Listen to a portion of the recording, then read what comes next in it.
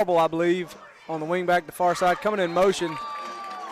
And we had some motion there. I think there's going to be a legal shift or motion on the offense. If you're just joining us, we're just getting kicked off here at the 11-minute mark in the first quarter, 0-0. They ruled encroachment there on the defense. Oh, okay. It'll be first down. Move the chains for the Hornets. H&H first down. First one of the night. Safan will check in as the Hornets look at a fresh set of downs from their own 38-yard line. I like to see that offensive line break huddle and sprint to the line of scrimmage. Whoa, this is a different formation. Tristan Lambert's lined up at fullback now. He's going back. Not real sure. I hadn't seen that. I hadn't been here in 2 games, so that's the first time I've seen that. We hadn't seen it around either. the end to Eli. He's going to bounce it outside across the 50 down to the 47-yard line. That's going to be another H&H first down after a pickup of about 13. It was a great, I think almost 15-yard run even. That was good running right there. And that formation change kind of threw him off there right before the snap. Yeah, that's something new for the playoffs. So a lot of people moved, but nothing really happened. Absolutely. That's an old staple of the offense here, just to throw everybody off and get that defense misaligned. And it worked to perfection right there with those 2 pulling guards. So Eli's checking out. Benefield checks in at fullback. Walls will be in at tailback. Going to go to Walls here behind that left tackle. Same play. Nice piece of running. Nice job blocking up front. East Central's going to pick up about 6 yards on that first down. Brings the ball down to the Golden Tornadoes 40-yard line. 9:50 to go in the first quarter, 0-0. The Hornets going to come to the line. Burden Morris is going to go to the far sideline. Hugger going to go back to Walls. Runs north to south. Again, picking up about 5.5 yards and a first down. And it seems like what East Central's doing, most games they follow behind Matthew Greeno out there. He's normally the tackle over and their tight end, de facto tight end out there on the line. And they've been moving him to the non-play side and using Gavin Trocheset, a tight end and a wingback, to kind of counteract his movement. They're back in a normal formation this time, or more the same shift, but they've been utilizing that overemphasis on Matthew Greeno out there. There goes Wall around the far end. Nice piece of blocking by Estes. Oh, he's hit and knocked off his feet inside the 25-yard line, but not before he picks up 11 yards and another H&H first down.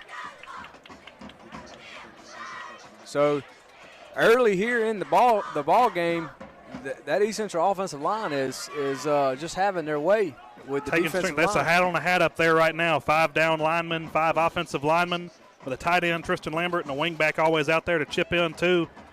And so far they're doing just about whatever they want. That's Marble going to come around the left end, running north to south.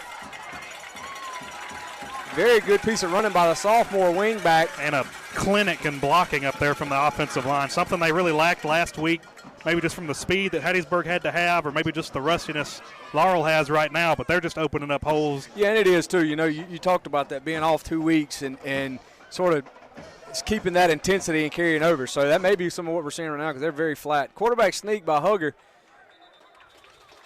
which has become a staple of the Hornet offense, and that's going to get us another H&H first down.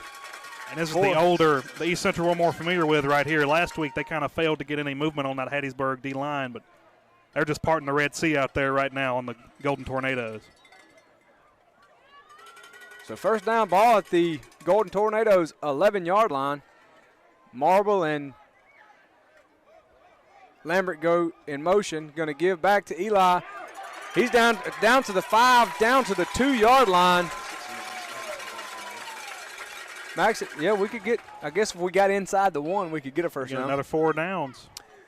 So it looks like the ball's resting just beyond the 2-yard line. Second down, 7:35 and counting to go here in the first quarter. East Central is threatening here to score early in the game. Hugger's under center. He's going to keep it.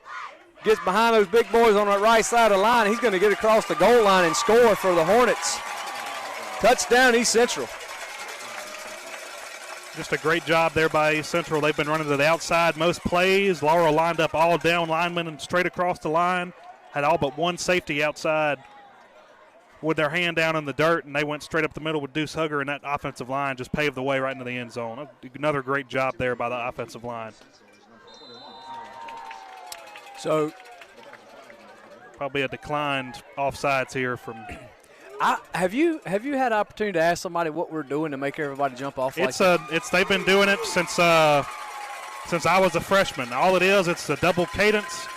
It's to so just that offensive line and just sitting up there with no idea when the ball's going to snap. He'll do a down, and the offensive line has a chance to do just a slight movement from their hand or from their hips, kind of to their thighs to get ready to get out there and block. Yeah. And just that little bit of movement. It's legal as long as they stay set for 1 second, but just that little flex draws off almost every defensive end out there. That poor kid in Pascagoula, if he jumped off once, he jumped off 10 times. And it was just the same last week at Hattiesburg as well.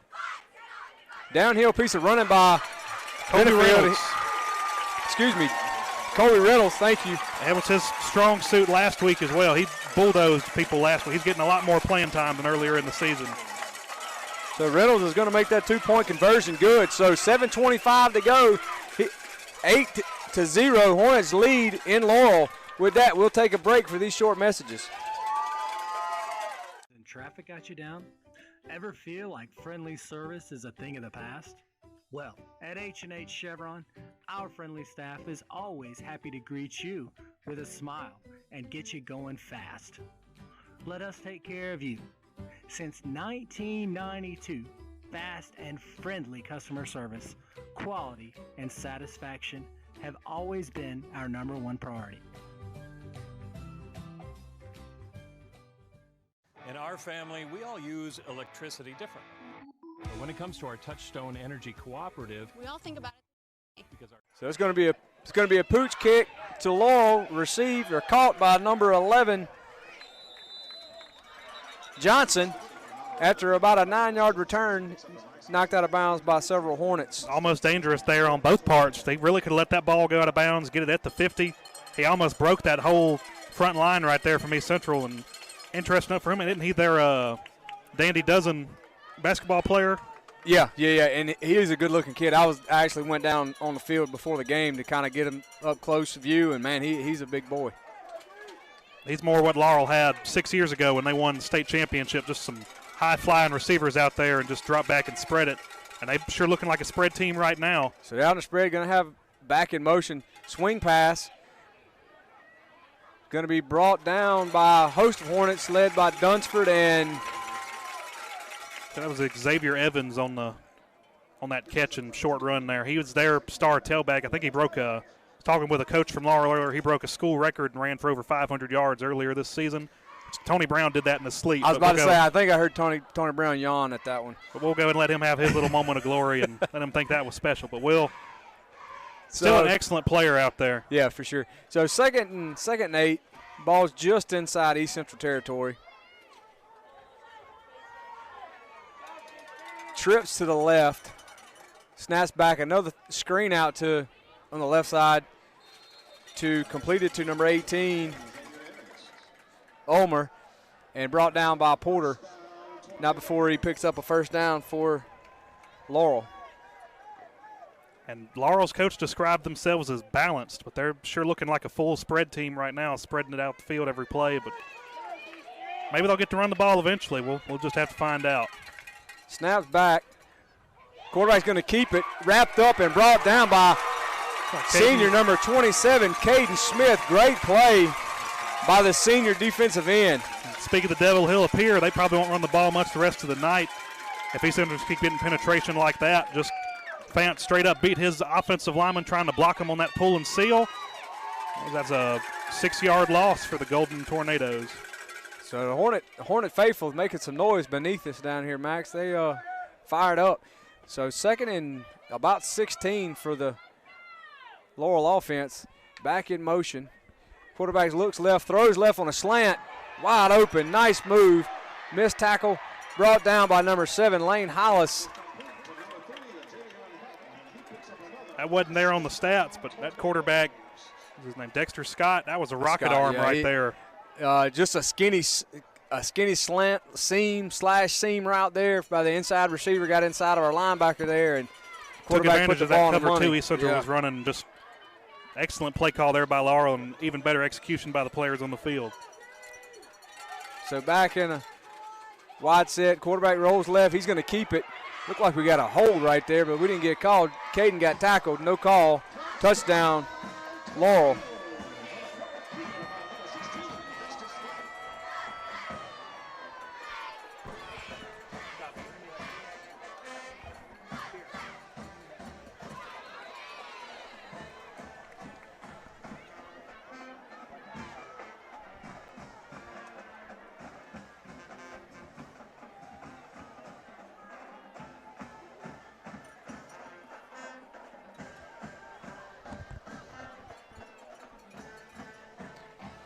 Just over a minute drive there from Laurel. That was quick, and they're going to go for 2 as well. Snaps back, had a little pistol formation. Two broken tackles. One man to beat. That's Rasty. Rossi Smith is going to try to run him out of bounds, but he gets inside the marker. So we got an 8-8 ball game here at the 6-minute mark in the first quarter in Laurel. Electricity different. But when it comes to our Touchstone Energy Cooperative, we all think about it the same way. because our co-op is Power. Sure, electricity turns the lights on. But power is the information that we get from our co-op about efficiency. Safety. Technology. We trust the co-op. They're our neighbors. Our friends. Our home. Tonight's game is made possible by Singing River Electric, a proud sponsor of Hornet football on WGUD. On the field, but that was East Central's loss, and East Central's alone. They had a chance to win multiple times, and they just couldn't execute when it mattered. But we're still here in the playoffs, and Laurel's going to bring the heat, even though they hadn't played in too long. They've had plenty of time to look at what East Central can do. And well, that offensive unit looked very polished right there. And the thing about it is, we thrive on pressure on the quarterback, but when you drop back and hit that third step and the ball's coming out, it's hard to put pressure on that. So you're going to have a lot of pressure on our back end of our defense. Going to be kicked off to the Hornets. Received again by Fant. He's going to pick it up. Oh, he bobbled it. Gets control of it at the 15 and taken down rather quickly. I think they'll have just a short loss on that. Maybe just trying to recover.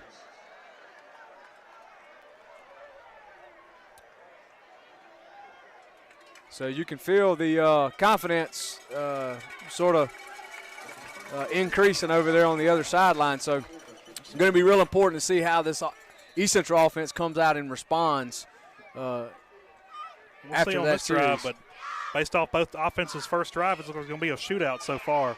Yeah, I think if I didn't say it, I was thinking it when I said we may not score. We won't see 71 points tonight, but at this rate, we may. Looks like Laurel jumped that time. The official mark off 5 yards, and we'll do it again. This time with 1st and 5. And I think this week Matthew said at home, or Matthew, I called him earlier in the week, he said they're going to work in some different cadences this week. Okay. Try and take advantage of that defense not playing recently. Try and draw them off sides. So Hogue under center, going to go to Sam. Going to pick up about 2 yards. We'll call it 2 yards behind the left guard. So we're going to have a second, very manageable second and short. That's Bird Morris checking in at receiver for Fant.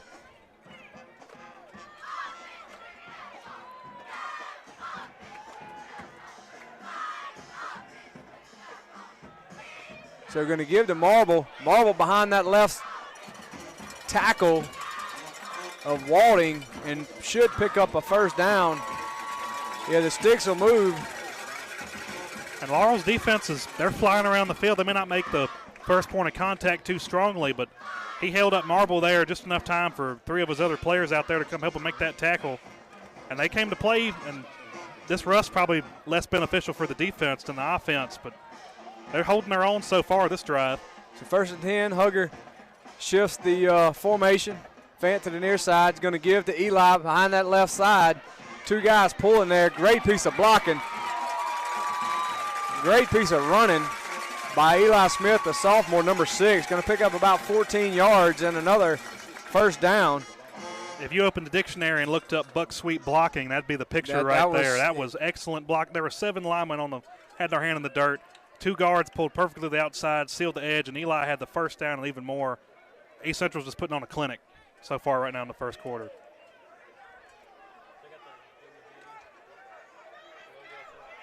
So 1st and 10 for East Central. Going to go back to Eli. He hits the 2-hole behind that left guard. Very good piece of running. One thing about Eli, he's got really good vision. He sees the hole, and there's not a lot of waiting around with him, man. When he sees it, he hits it. No he's wide open. Either. He's already running full speed when he has the ball with that little benefit of coming in motion right there in this offense. And it's just kind of hard to stop. Once he turns upfield, that's a lot of momentum to try and bring down. Very good job running. So, especially for a sophomore with a pretty young player out there too. Well, he don't run like a sophomore, not at this point. Second So 2nd and 5, another shift there by that Hornet offensive unit. Going back to Eli, there's your both guards pulling Walding and Estes. Laurel played a little better there, kind of overloaded that side and shifted a lot more guys to absorb those blocks. Had a linebacker come in behind the blocks and take out Eli, but he still turned that into a pretty good gain. So 3rd and short, ball's just across midfield. Hugger and Marble and Walls and Smith. Hugger keeps it, calls it for himself, carries it across. Well, I thought he got across the 45. Official saying he's just shy of the 45, but either way, he got a first down. If you're just joining us, watching Hornet football, the 3-minute mark in the first quarter, both offenses have struck. It's 8-8. Both of them went for 2. You have an exciting contest thus far in the ball game. 1st and 10 Hornets at the Laurel 45-yard line. Hugger goes back to Marble. Marble's going to run behind the left tackle. Pick up about 4 or 5 yards. There's a late flag coming in. Something may have been said right there at the end. Typically, that's when a personal foul would occur as late as that flag was thrown. And there's still no signal from him. He's pointing Laurel's way. I'm not too sure. We won't see it from our side either.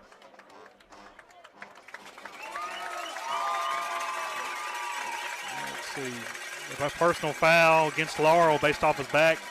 It was one of their defensive backs. I saw 2 of them kind of exchange, 2 Laurel players making exchange, sort of like the other one was They've been trying to having tell some him. words out there on the side. Yeah. Fant blocking them downfield. And it's early in the game to be having words, but they'll probably leave it all on the field. I'm sure they'll have plenty of blocking to get their feelings over one another. So with that 15-yard penalty, that's going to carry the ball, or that'll set the ball at the 26-yard line of Laurel. Burton Morris is going to be lined up to the near sideline with Smith, and Walls going to go to Walls up the middle, going to break one tackle and be tripped up by the second tackler. He may have been gone right there if not for that shoestring tackle. Yeah, he had a lane the size of bowling alley up there in the middle. And East Central's just continuing just to pound the rock. So we're looking at a 2nd and long 6, we'll call it 7, as Fant checks in. We haven't thrown the ball yet, Max. No need to really right now, just the way they're playing. Well, you know, Coach Collins, one thing I have figured about, he don't let you kind of get comfortable, and it's hard to get a feel on him on his play calling. Man, he mixes things up and does a really good job. So we got a little shift there. There goes back to Eli behind that left side, and picked up 2 yards. Laurel's adjusting a little better against that double sweep. Yeah. When 2 guards pull there to the left, they're starting to not overplay the play so much and leave Eli a hole back up the middle. So right I think that we need about 3 yards for a first down. Certainly we're going to go for it if we don't get it here. So Smith and Walls in the backfield with Marble at wing back. Hugger under center is going to go back to Walls. He's going to break a tackle, break 2 tackles, knocked down after he picks up another Hornet first down at the, where are you going to get? I think it'll be about the 8 based off that side judge. Yeah, he keeps moving. Here we go. We'll call him the 9-yard line. First down, East Central. 1 minute mark and counting in the first quarter. Fant going to go to the far side. Smith and Walls in the backfield. Smith's going to come around the left side and pick up about 5 yards, ball down to the 4. And these different shifts East Central's doing out there on offense is starting to get to Laurel. I don't know if y'all saw there at home, but Laurel was a complete loss right there at the start of the play. It looks like their coaches noticed too. Yeah, so 41 seconds to go, 8-8. 2nd down and from the 4-yard line. We'll keep it here just in case we have a quick timeout. Don't want to miss a touchdown. Again, I think East Central's going more of an end-over set this week, using the strength as the true tight end rather than using the tackle over like they have all season. And Laurel's still keying the tackle, which is normally Matthew Greeno, and playing to the strength on that side. And it kind of almost got him in trouble there. That whole defensive line was moving during the snap of the ball. Yeah. And Laurel's coaches had them a timeout right there to try and probably talk them down and make sure they're still all on the same page about what's going on out there. But they got their heels on the end zone right here. So 2nd goal from the 4-yard line. Fant's going to be the far sideline. Marble is the near side wing back. Going back to Walls. He's going to score. He's going to score, Max, for a touchdown. Sam Walls, number 8, the lone senior running back for the Hornets, finds pay dirt at the 35-second mark in the first quarter. So they have Deuce out there to hold. Tristan Lambert to snap. Ferris kicks up, and it's good again. Like, is that a flag on the play? I do see one. It's in the area roughing the holder or kicker, but I'm not too sure. So they could have the play stand. Ball start on the offense. Must not have been set for long enough right there on that double motion they have on the line. Tyler says, that's okay, boys. Well, I'll do it again. They can't have it too often. Well, I have faith in them. Let's not take our chances too much. Yeah. But it depends on each. Certainly there's a lot of moving parts on the field goal team. It depends on each officiating crew on how they determine that double move right there. Right. It's legal by the book. It's just how some officials choose to view it, but must have got them right there. So Hugger's the holder. Lambert's the snapper. 25-yard extra point. Snaps high. Ball got down. Ferris got it up. I believe it's going to be good. It is just inside that right up hash mark, or right upright. So from Laurel, 15-8. 15, yeah, the scoreboard says 6. We'll take 16, but it's 15-8. So from Laurel, 15-8, Hornets lead 36 seconds to the end of the first quarter. You're watching Hornet football on WGUD. For all of your insurance needs, visit Paula Barlow Insurance Agency in Moss Point. Paula Barlow Insurance Agency offers competitive rates on homeowners policies that include wind and hail. Call or stop by today for a free, no-obligation, personalized insurance proposal and see for yourself what it means to be in good hands. Paula Barlow Insurance Agency, helping you lower your rates and not your expectations for nearly 20 years. Paula Barlow Insurance Agency, a proud sponsor of East Central Hornet football on WGUD. West Jones up 14-0. All right, so we're back here as the Hornets, after an exciting offensive drive and followed by a touchdown there by Sam Walls, going to kick off to the homestanding Golden Tornadoes. Golden Tornado probably aiming right for number 11. Here's going to be a pooch kick. That's going to be, I think that's East Central ball. He must have went out of bounds.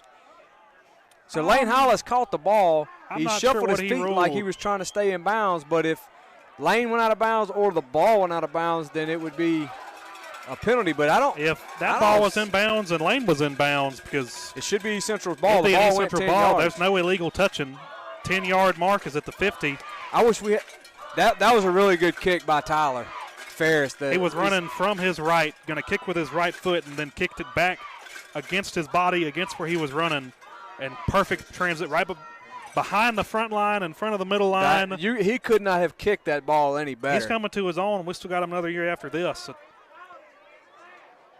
let's see what the officials are ruling. I'm thinking East Central's ball. It seemed like Lane caught it. The only thing is if he didn't get a foot down, he's going to give it to East Central. Yeah. There we go. You can't overstate how important special teams are in football. And that was not to down the official. He was trying right there, just making sure they got it right. That took the whole crew together. At least they sat and talked about it. Well, one thing, too, it happened on the other sideline. Especially. And if it wouldn't have gone in our favor, I know there'd be about 800 people underneath us that didn't quite agree with it. I could assure you, you're exactly right. But great field position. Best they'll probably have all night. So thanks to Tyler Ferris' kicking performance there, the East Central offense is going to be back on the field now. And for our third offensive possession of the first quarter. That may be a record. So from the 42-yard line, Hugger's going to take the snap. Going to give to Eli. He's hit immediately by the backside. I think number 37, Jordan Crosby. Was he the end? Or they have him listed as a free safety, but I think they have about 10 defensive linemen out there in one corner. Yeah, or maybe he came on a blitz, but I don't think he was touched. It probably was a blitz. So Bird Moore's going to check in for the Hornets. They may get the snap off here. They don't have a play clock tonight. I think it's broken out on the field, so the officials are keeping that themselves. 5 seconds. No, he's not going to get it off. He's just going to let it run out. So that's the horn here. After 1 quarter of the first quarter of play, the Hornets from East Central lead 15-8. Expectations for nearly 20 years. Paula Barlow Insurance Agency, a proud sponsor of East Central Hornet football on WGUD. Go Hornet! Hornet football on WGUD is made possible by All Access Towing and Recovery. At All Access Towing and Recovery, we do towing and roadside of all kinds. All Access Towing and Recovery, open 24/7 for your convenience. From all of us at All Access Towing, go Hornets! All Access Towing and Recovery, with 2 locations to serve you. So we're back here on the campus of Laurel High School at R.H. Watkins Stadium, where the Hornets are leading the Golden Tornadoes, the homestanding Golden Tornadoes. Hugger's going to throw a dump pass out to Eli, pick up about 4 yards, and not a first down. I've said we've had a lot of first downs. That just rolled out like it was just supposed to, it was just supposed to happen. A little short. Yeah, excuse me. What, a 4-yard completion? That's not. Yeah, okay. 3rd down. So we got to. Maybe 5 from where they're putting the chains. It looks like it should be further up. So I'm going to call it 3rd and 5. Yeah, he'll get right. Hornets break huddle. A lot of confusion going on over there in Laurel. They're going to burn a timeout. Yeah, they're completely. That defensive coordinator has just lost his cool over there. I'm not sure what he's so mad about. That must be the head coach, because if it wasn't, he'd be out of the game right now. He was out past the number. He did have a timeout called, but he's coming for that white hat. I'm not sure what was happening. I'm not either. I mean, it was just a simple pass play right there. Is that their 2nd timeout already? Yeah, he's going to go. I guess he's going to go discuss what just transpired. But I can tell you, if he concedes at all over there, there's a guy over here on this side by the name of Coach Collins. He's going to. I'm sure Coach Collins give him a run for his money if they had a scream off. I guarantee it. I'm not sure what he's arguing. He was hot though. That sucker. Well, he was hot over there. He may have a problem with East Central. They'll kind of do that old Dallas Cowboys move in the 60s of putting their hand down. They'll start with their hands on their thighs and then put their hand down to draw a little motion. It's not illegal as long as they stay set for a second. But so Hugger's going to give it to Walls. Nice piece of running by Walls. Oh my goodness! Great vision by Sam. He saw they over-pursued the Laurel defense, overplayed to the sideline. He cut back and one tackle. DeMarc Smith just grabbed his sock. Drug him down right there. I could see the hole from where I was standing. You could have drove a truck through that hole. Great piece of running. 1st and 10. I hope they run to the left. They got it. There it is. There goes Sam around the left side. He's going to try to get the corner. Just not quite the speed. I'm not sure. It may have been face mask there on the edge. I'm not sure if he saw it. Well, there was nobody over there blocking, so I don't know what else it could have been. And he may have had Holden further on the inside of the line. May have been. Because the flag seemed like it was out too fast for a face mask, but then again. He's got a hold. Just fumbling forward in his pocket. So 17 for, well, they don't have a 17 on the roster, but whoever he is a fast fella, because I thought Sam was going to get the corner, but he beat him. He beat Sam to the corner. And just East Central, you mentioned it earlier, how East Central will sprint to the line, the whole offensive line and backs. And it's really catching Laurel off guard. That's what it, just like you said, they're used to us playing that end over, and we've got a different look every time, so they can adjust. Quarterback draw.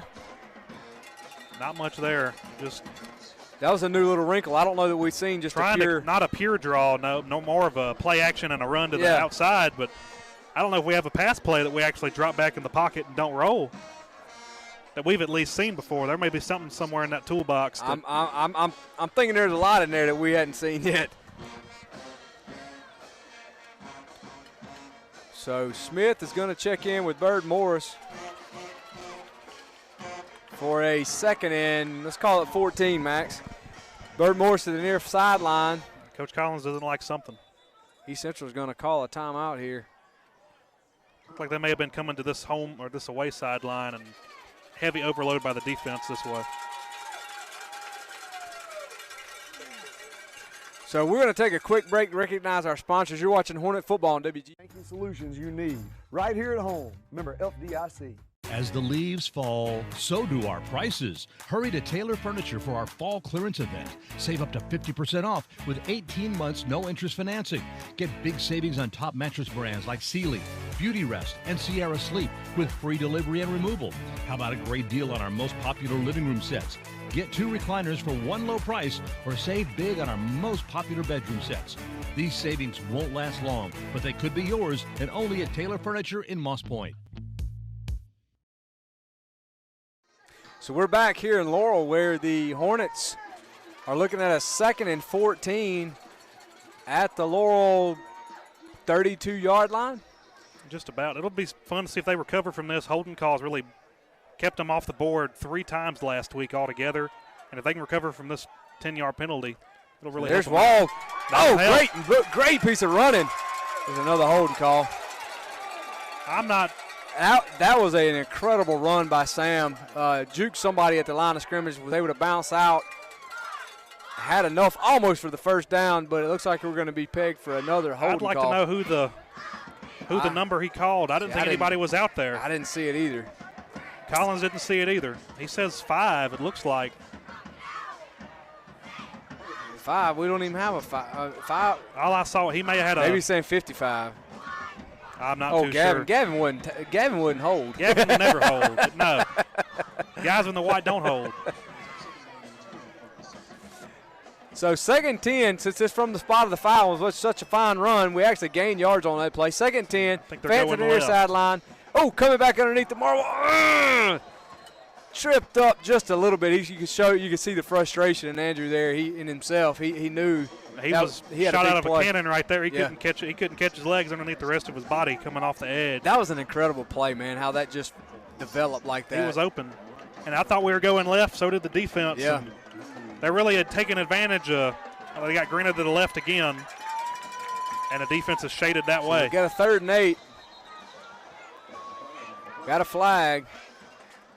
I think it's some kind of procedure we're doing they don't like, and I think Laurel's coach has complained enough where they're going to start calling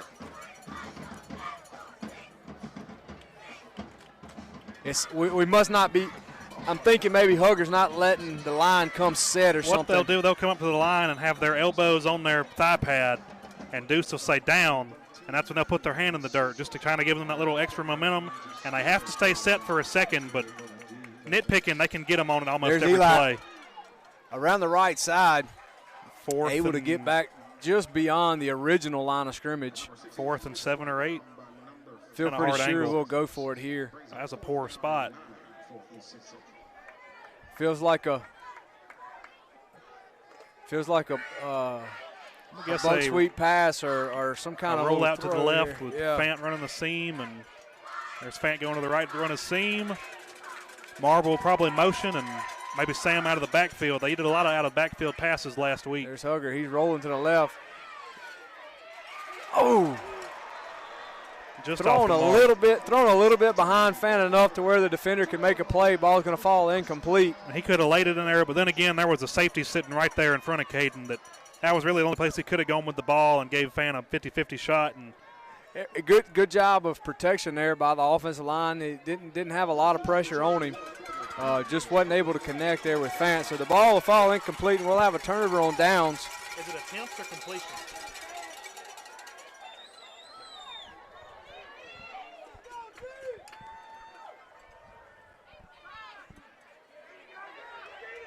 So Laurel's going to bounce out. A host of Hornets can't get him on the ground. 5th or 6th guy out there. Yeah, so that was Evans. That was their That's key the back. current school record holder right here in Laurel. I can see why he's not a little fella.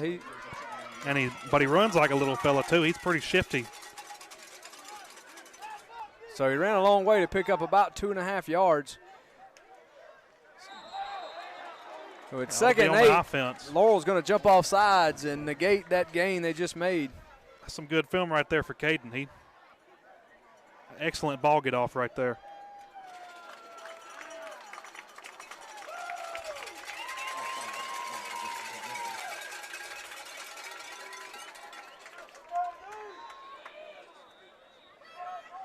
So with that penalty, Laurel's going to be now inside their own 25-yard line, looking at a 2nd and 11.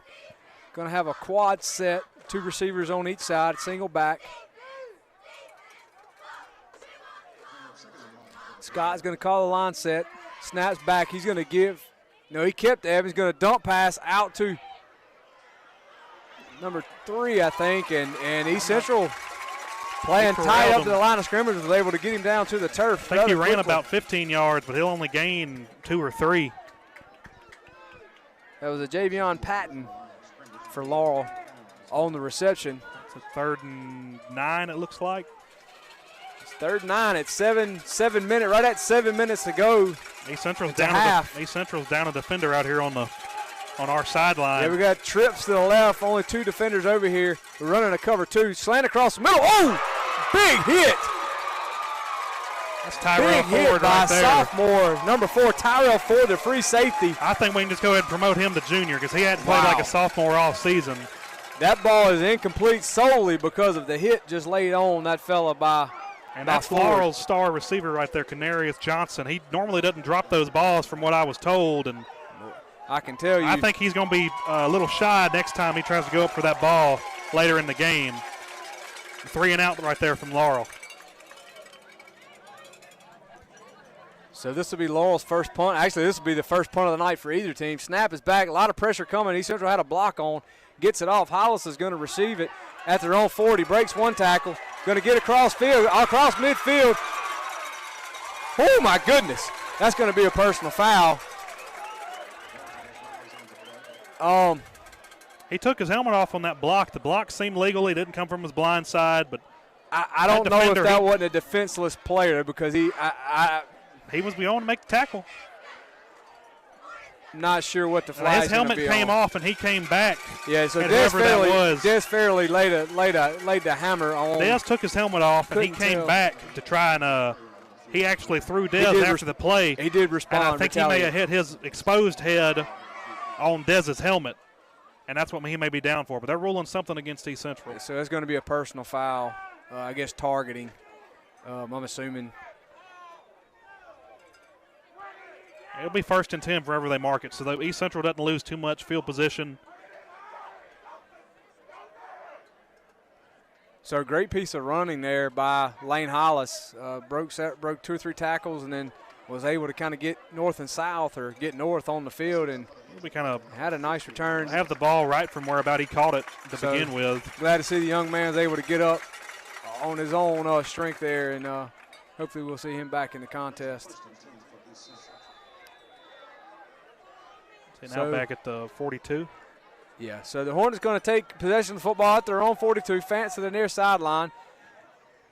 Going to give the Walls up the middle, break a tackle. He's off across the 50, across the 40, and ran out of bounds at the 25-yard line. Sam Wall is having an exceptional game this evening. Of course, not to be forgotten that Hornet offensive line, but that was just a great run by Sam. That was Sam. The O-line gave him about a good 5-yard gain. Sam gave it the other 30. And they still never really tackled him. He ran out of bounds, and he felt like it. East Central has momentum back again. So Hugger goes to Smith behind the 2 guards. Got another flag. Going to have a hold, this time in the middle of the line. Looks like they may have called it on Matthew right there for a cut block. I'm not sure. I didn't see anybody on the ground, and Matthew's pleading his case to Coach Collins. We'll see how it goes on film, though. Film doesn't lie, does it? No, it doesn't. We'll be looking at it at home. He's still pleading his case. And that's what the official called. He'll call a chop block.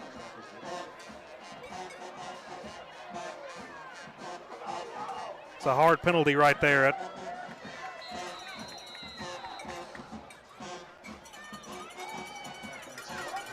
So first in the country mile for East Central. Ball sitting at their own 41-yard line. About 1st and 25, I think. Oh, my goodness. That ain't going to help Great either. Play by number 54 for Laurel. His name is... I think it's 50, number 50. Okay, number 50, Lawrence Evans. He was spoke of before the game. That was one of the Laurel coach listed him as their star defensive end. And he sure made his presence felt there first time tonight. Wasn't able to get a hat on him, and he made an exceptional play. So second and even further. Hooker gives Eli, a lot of blocking over here on the right side, around the right end. Going to pick up, still on his feet. Another 5 yards after the Going pile. to pick up 5 yards or so after the initial contact. It'll be 3rd and 10.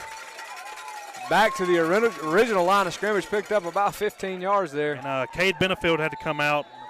Backup center is going in. Did the helmet come off? Or did he come? I'm not sure. Helmet may have come off. He doesn't seem to be bleeding, but and East Central looks like they're going to take a timeout. Okay, so the backup center, that's Waylon Johnson, number 73. Benefield was shook up there. So with that timeout at 5:30 to go to half, Hornets lead the Golden Hurricanes. You're watching Hornet football on WGUD. What do you think of when I say Hurley? Home. Home. Your home. My home. Home. I'm Leah Hinton, broker and owner of Southern Oaks Realty right here in Hurley. Although Hurley is home, our team is ready to help you anywhere in South Mississippi. Even where our rivals reside. Looking to buy or sell a home? Call us today or stop by the office. Let us help you establish new roots. Here's a scenario. Work has sent you cross country. You drive 2,000 miles, eat something that resembles food, and seal the... We're back. Hornets looking at a 3rd and long 10. Going to give back to Walls. Great piece of running. Great piece of running by Sam Walls there. Very patient. Found a hole, hit it. Was wide open when he hit it. And he's going to be looking at a 4th and 1. And certainly Coach Collins will be going for it. And we'll have Cade Benefield back in up in the middle of the line to. A quarterback sneak's pretty likely right here. Yeah, I would just I'll bet a cold drink or a pack of another pack of that peanut M&Ms that I ate earlier. Max said that's what we have here. And that last play right there is something East Central hadn't really had all year, an ability to run back into the middle of the field. That's the second time he's done it. The first time we got called for holding. So back to our shift. Hugger gives underneath the Walls. I think he got across on that initial. It's going to be this line judge over here. I don't like that spot. I don't know that they're going to give it to him. They won't, and they may even back him up even further. I thought the initial, it was going to be close, maybe where it'd be measured. But and they still never put a ball to well, he's got a better eye than I do, so he's probably right, and it doesn't matter what I think. I guess. It just seems close. So that'll be a turnover on downs for the Hornet offense.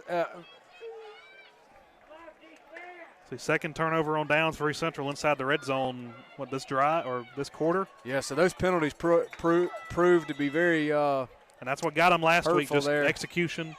Especially with this 5-6 yard gain a play, it's kind of hard to come back from a 10-15 yard penalty. So trips left, looks, throws, seam across the middle, intercepted. I don't know if it didn't get on the ground. He rolled it incomplete. I think it got underneath his hand. Underneath just popped out as he went down to the ground, but still a great job for Lane. The defense is adjusted. So Scott's got an arm, but he threw it right to the guy with the white jersey on. And Scott must play a pretty good bit of baseball because he's throwing out of there like a pitcher right there. That sidearm release, and it's like a rocket coming off his arm too. He does have a strong arm. So Laurel now will be looking at a 2nd and 10 from their own 17-yard line. A quad set, single back. Everybody within 5 yards of the line. Scott, East Central got a blitz on, a lot of pressure. Scott looks to throw, throws away, out of bounds, incomplete. A lot of pressure there by Hollis Porter and Jaheim Packer.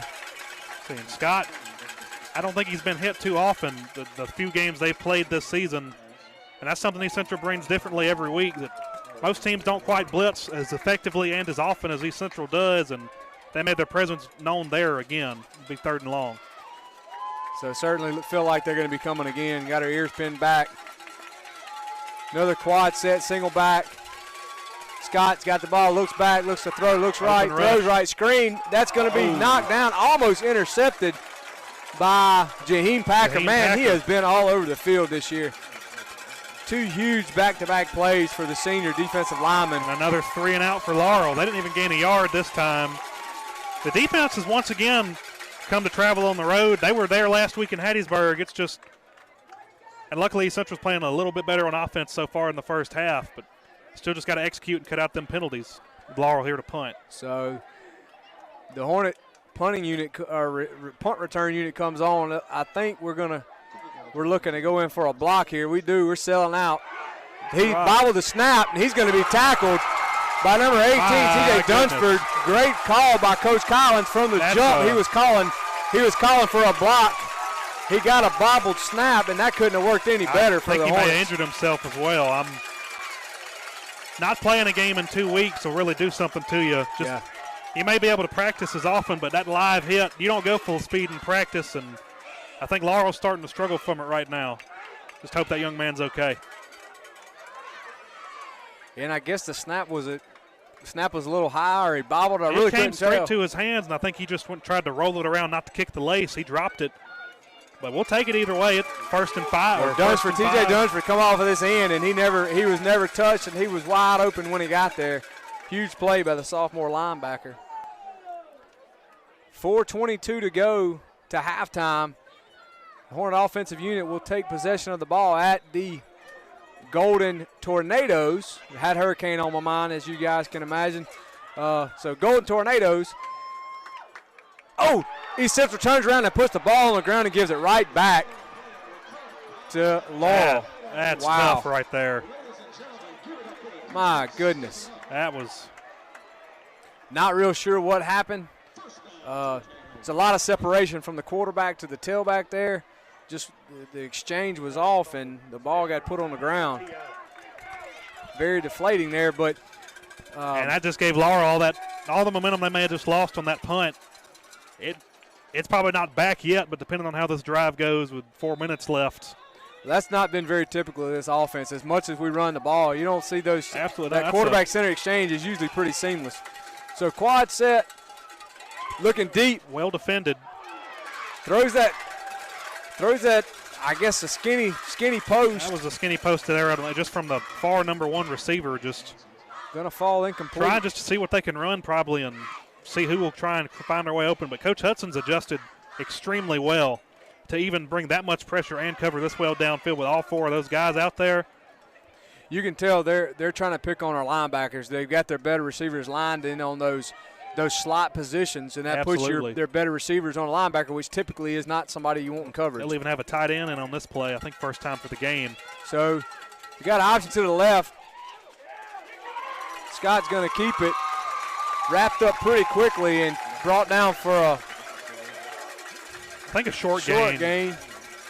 Just from the momentum of that line, but I don't know if Laurel have much luck trying to block tonight. That offensive line isn't really set up to block downhill the way they sit on their heels right there, but pass blocking they can probably do all night, but downfield blocking, like on that speed option right there, probably isn't quite their strong suit. So Laurel's going to line up in a trip set, trips right. Single receiver to the near sideline. They even brought Dez out there on that middle receiver there on those trips. So we're in a man coverage. Oh, we're driving back in his own coverage. Scott looks right, throws right up the right sideline. We had somebody in coverage. Dez Fairley, I think, just fell down actually. That was Dez. I think he tried to turn from his left to his right and just caught his own foot there trying to spin. And so 300 receivers in the neighborhood. But the mail got delivered to number 3 over there for a first down, big conversion.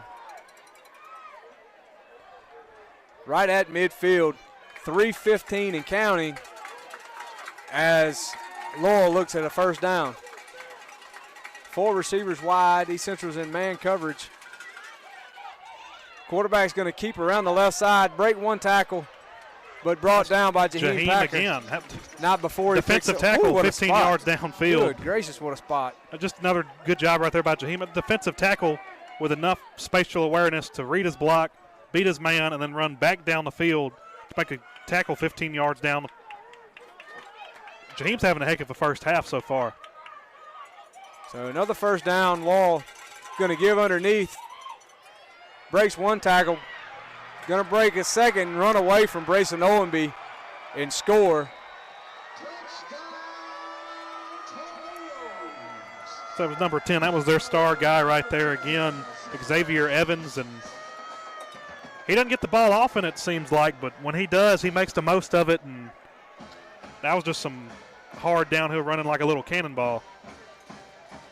You know, if you're the offensive unit, that makes you sick right there because you had the ball on the 5-yard line, and they took what should have been 7 points for us and put 7 on the board for them. And I know in my experience, in the few turnovers we had senior year, the defense isn't quite as happy to put those stats on their stat sheet when they're doing film there on Mondays, and it may come back to hurt them. That's 1 point game right now, and Laurel called a timeout. I'm not sure if they're going to try and go for 2.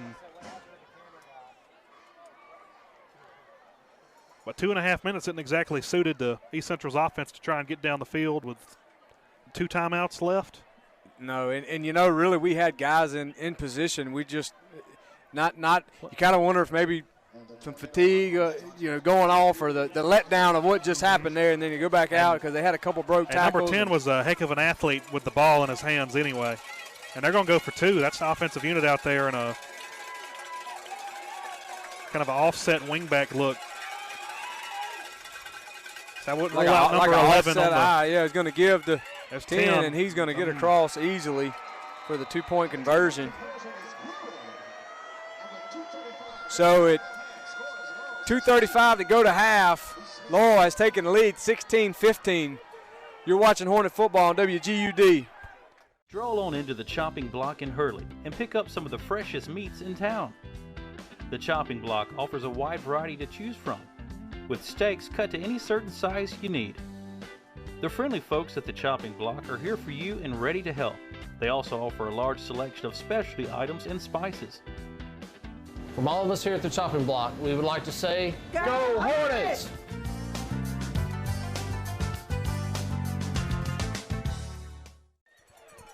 So we're back here in Laurel at R.H. Watkins Stadium, where the Golden Tornadoes have taken the lead over the Hornets of East Central, 16-15. After, honestly, East Central's defense had a turnover on downs. They had two straight turnover. They had 2 straight 3-and-outs. Forced a turnover on downs on that, or had that punt that they got down at the 5, and then the offense gave the ball back, and Laurel went 95 yards in about 4 plays and has their first lead of the night. So the kick will be kicked down to number 8, Sam Walls. We got a middle return on. Breaks 1 tackle. Nice piece of running. Sam, this may have been so far the best game he's had all season. He has had a phenomenal game carrying the ball for East Central tonight. There he goes again on that kickoff return as he brings the ball up to the 33-yard line. Do you have a score from that West Jones Picayune game? The most recent we have, Picayune's come back. It was 14-0 earlier, but it's 14-10 right now with West Jones still leading. And that's the winner of that game will play the winner of this game next week at a site to be determined. So this is going to be a big series for East Central. East Central received the ball to kick the game off, so Laurel get the ball back after half. Fans going to be on the far sideline. Going to give to Eli. Gets north and south really quickly, but tackled by number 55. That 1-yard gain is really not what they're looking for right here with this time situation. Wash on the tackle for Laurel. A real different game from the start of the second quarter to the end here right before halftime. That Ferris gave them an extra possession right there with that onside kick he had. Yeah. And Laurel has their first lead, 2 minutes left. So Smith in the wingback position. They're going to go to Marble. He picks up about 2 yards. He's hit pretty quickly by number 31, Anthony Williams. You can feel Laurel's getting a little confidence, or a little more confident over there on defense. The wind is in Laurel's sails right now, and East Central still got 65 yards to try and get to the end zone. So 3rd and 8. Fant comes to the near sideline. No telling what we have on the play clock. Back judge will be keeping that himself. Got Marble, Reynolds, Smith in the backfield. Going to option left, pitch out to Reynolds. He's going to receive it and be tackled just short, I think, of the first down. I think 2 or 3 yards short. Looks like they may bring the punt team on. Coach Collins is going to have a decision to make. He's waiting to see where the ball is marked. I don't know, with what it's looking like right now, I'd Fourth imagine. and 1, I think we're going to see a quarterback He's sneak. got his play in mind. Yeah, Sam subbing in. I'd bet we're going to see a quarterback sneak here. Smith checks out. Walls checks in. Bird Morris checks in. 45 seconds to go to halftime. 4th and 1 for the Hornets. Hugger comes behind center. Goes back to Sam Wall. Puts his shoulder down and gets across. And poses his wheel across the first down marker. And he got helped out right there on the tackle. The way he came in and kind of scooped him underneath him and rolled him over the defender, ensured we didn't have to have a measurement out there and get that first down. But so 30 seconds to go. I believe East Central has at least 2, maybe all 3 timeouts left. They did call one earlier. I think they have 2. And I don't know if he's going to use them the way it's looking right now. I think he's just trying to run up the middle. clock. Sam Wall up the middle. Going to pick up about 9.5, 10 yards right at the first down Collins marker. is calling for a. Going to move the chains. 9, 8, 7. For them to clock the ball. Going to try to spike it here. 4 seconds to go to half. And Collins does have. I was almost sure he had at least 1 timeout, but I only remember us calling 1. But 3 seconds to go. I know we've called 1. I don't know if he called another one somewhere in the mid-second quarter, but the scoreboard still says 3 for both teams. That's definitely wrong. But I'm assuming we're. We don't have a formation. We don't have a Hail Mary formation. We don't. So we're gonna just probably the best we can do right here. Take a sack here. There's a star rusher right there. Deuce, oh, Lord. Deuce went down and got his leg underneath number 9 on the tackle. And not sure if that's the same knee that's held Deuce out the last 2 weeks. His reaction, I think it is. That's that same MCL sprain. So he Bubby is will help up him off the field. On his own strength there, hobbling off. Bubby's helping him to the sideline. I think Deuce may have checked out of the game right there. Walking very tenderly, no doubt. Brady Fant will be preparing to come in just in case Deuce isn't able to go. So at halftime here, Laurel 16-15 started out like we were going to see a really, really high scoring first half, and things kind of cooled off in the second quarter.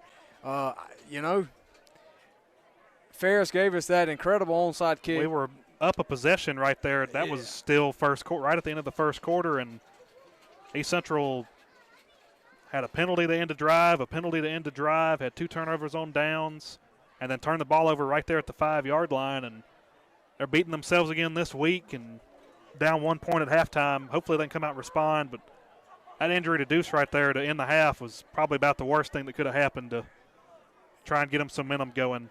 Yeah, and while I'm thinking about it, we have a minute. The pretty reliable sources let me know that the shifts that what Laurel's coach was trying to convey was that if you're going to shift, let me make sure that cowboy shift they have. The cowboy shift. Down. If you do it every time or not at all, so they lose. I guess it's. Maybe a poor way of saying it is cheating. Mm-hmm. So either you're going to do it or you're not. Well, an excellent job by the Laurel coach to know the rules, to have that, not just to say he didn't like the call, but even just give a reason. That may have been his outburst there earlier in the game. But there's no doubt that little wrinkle, like we were talking about when the game started, moving, Tristan Lambert, the tight end, moving in to fullback, and then just before the ball snap, shifting the linebacker. So you can tell that's causing a lot of confusion for the Laurel defense. Now, kudos to the defense coordinator there. He's worked through some of that through the first half, so it didn't appear to be as effective, which is, I think, maybe why you saw some of the scoring slow down in the second quarter. And they really – I don't think they adjusted too much. They just kind of played the ball better. They're still shading more to the tackle side because East Central doesn't run the – normally in a regular offense there's 5 linemen and the tight end will be the strength of the line, but East Central's been running the tackle over as the tight end strength, and Laurel's still adjusting to that. They're just having a lot more quickness and probably of – those wrinkle plays only work for so long, right. And they've adjusted so far. It's almost like a trick play, But so with that, we're going to take a short break and recognize our sponsors. We want to make sure we thank you guys that sponsor and make this happen every week.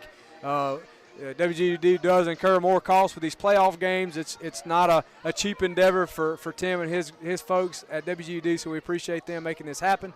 And Max and I are glad to be here and be able to bring the exciting action Hornet football tonight. So at halftime, 16-15, East Central trails, but we'll be looking to take advantage of some opportunities in the second half. We'll be back shortly. Here's a scenario. Work has sent you cross country. You drive 2,000 miles, eat something that resembles food, and seal the deal with a room full of strangers. Now you have a big old check, which means you hold in your hands the future of your company. But wait, you have the Singing River Federal app, which means you and thousands of others like you can bank wherever you are. So no more worries, except for whatever you ate. Singing River Federal, the better way to bank, wherever you are. Singing River Federal Credit Union, a proud sponsor of Hornet football.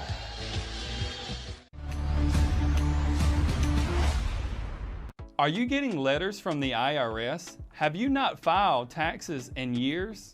Do you feel like you have no options? Because we can help you find the best option based on your specific needs. The IRS has the power to freeze your bank account, to garnish your paycheck, and to seize your assets. We can help you with offer and compromises, not collectible status, innocent spousal relief, lien removal, garnishment relief, installment agreements, and much, much more. I am Ryan Longmire, and I'm here for all your tax service needs. Do not settle for just any tax service company. Choose Taxes in Time and let me get to work for you. Call now for your free consultation. Weekend appointments are available. Taxes in Time, a local tax company you can trust with all of your IRS and state taxing issues.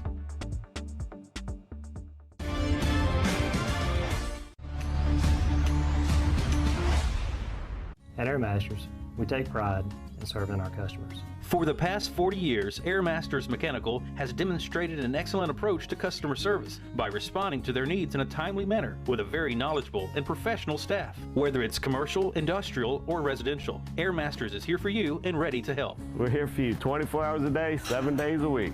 I can always depend on Airmasters, and so can you. Airmasters Mechanical, 228-497-6462. Hi, I'm attorney Lee Turner. I hope you're enjoying tonight's film. If you are a loved one or thinking about applying for Social Security disability, there's a few questions you need to ask before you rush off and hire an attorney. 1, will your case be handled by an attorney located in South Mississippi where you live? And 2, will an attorney or a representative be handling your case? And 3, and most importantly, will an attorney meet with you before the day of the hearing?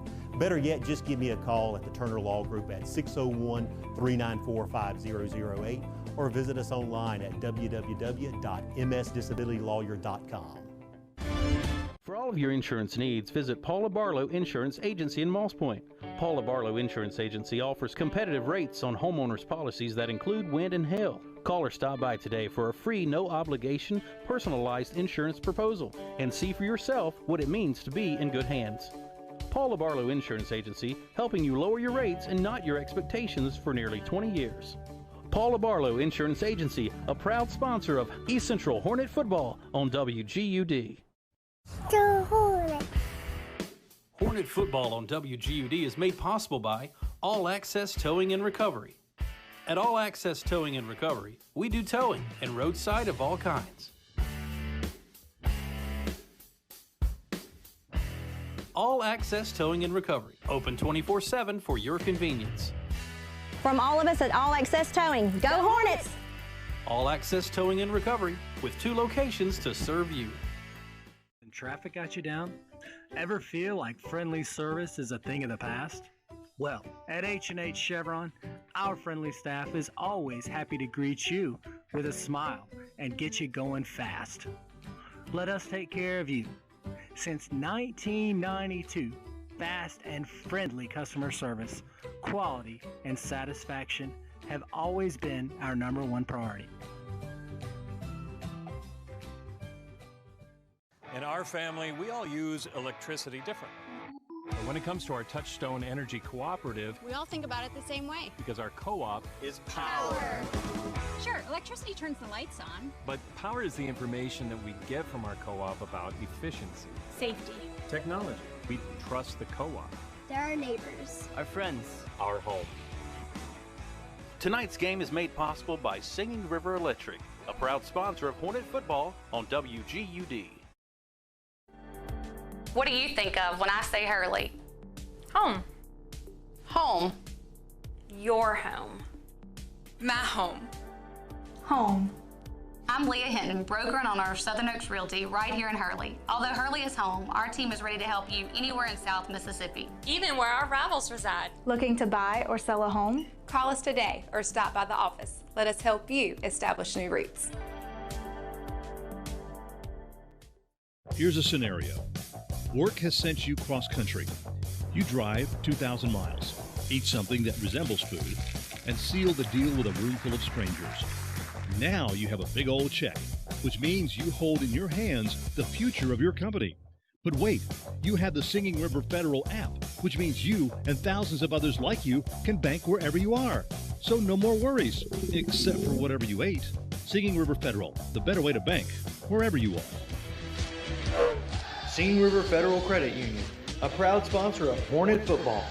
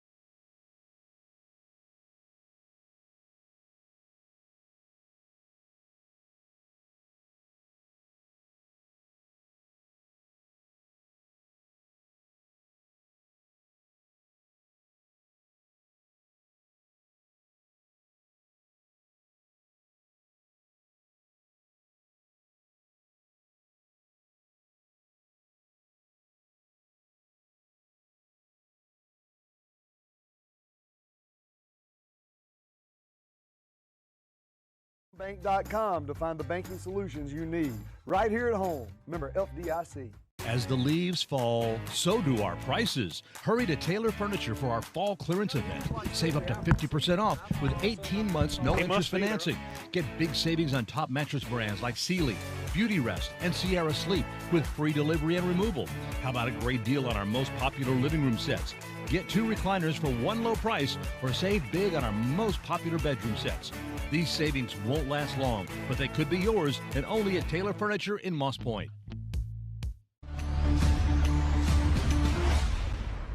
Attorney Matthew Lott and his group of awesome paralegals get up every day with a dedication to solve your legal problems. Injuries and family matters are our specific areas of concentration. Results matter, and our track record shows it. We have also obtained numerous significant settlements and verdicts for our clients through our personal injury practice and obtained life-altering judgments for our clients in our divorce and child custody practice. Our offices are in Hurley and Pascagoula, and we have represented clients in almost every county in Mississippi. If you cannot come to us, we will come to you. Tired of looking from store to store for furniture that matches the rest of your decor just to settle for something close? At Willis Furniture, along with the fine quality of their furniture, you can choose to have it custom made in a choice of many different fabrics or leather. Willis offers quality furniture to fit anyone's budget, along with 12 months same as cash and free local deliveries. Stop by Willis Furniture today and bring home the furniture that matches you. Willis Furniture, where quality is still affordable.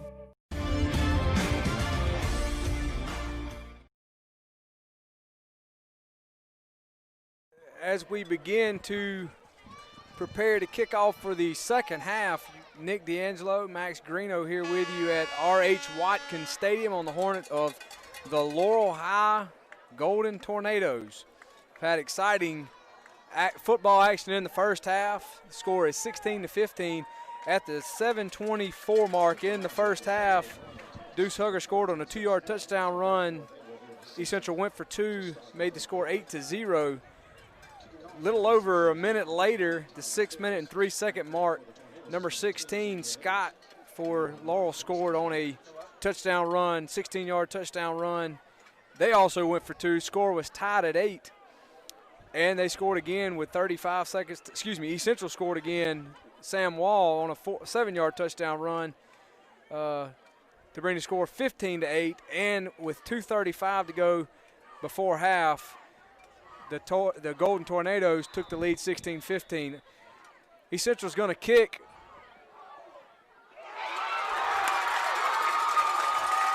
What a way to start the second half. That's Hollis Porter.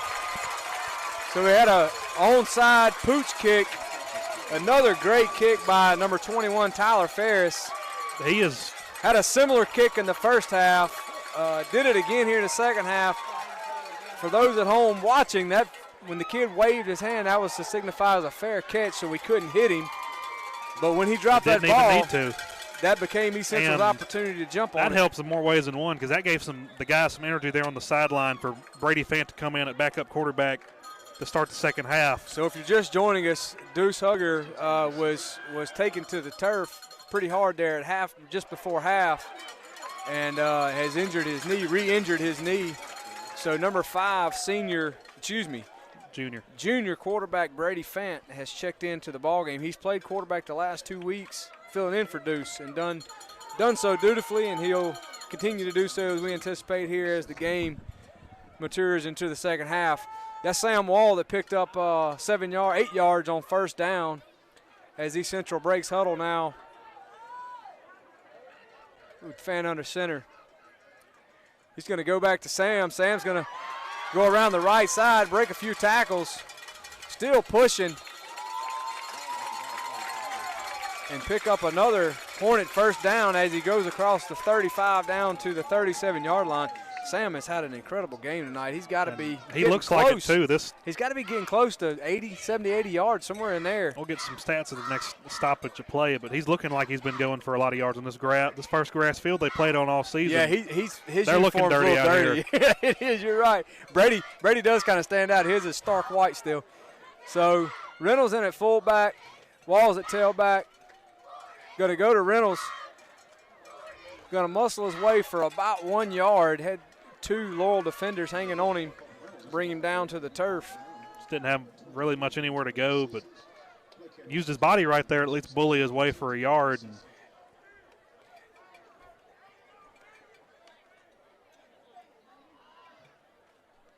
so 2nd and long for the Hornet offense. Fan under center.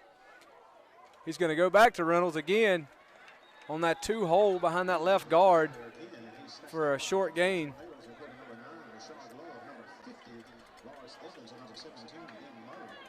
I made a comment a while ago that Walls was the lone senior back. I have to correct myself that Reynolds also is a senior, 5'11", 210 pounds. As Max said earlier, he's been playing some fullback here lately. So he lines up again at the fullback position. This time we're going to go to Walls behind that right side. Man, that has been there all night. Great job running. Great job running by Sam Walls. Going to pick up another first down for the East Central Hornets. And excellent blocking, and then an even better job by Sam to keep his head up and see that inside lane back to the middle of the field. And East Central's rolling again, but they're down inside the 20 and just hoping that they can continue to execute well so far, like they have so far this half. Fant goes to the far sideline. This time Brady Fant, quarterback's going to keep it. Get behind those big guards in that center. Going to pick up 6 yards on the first down.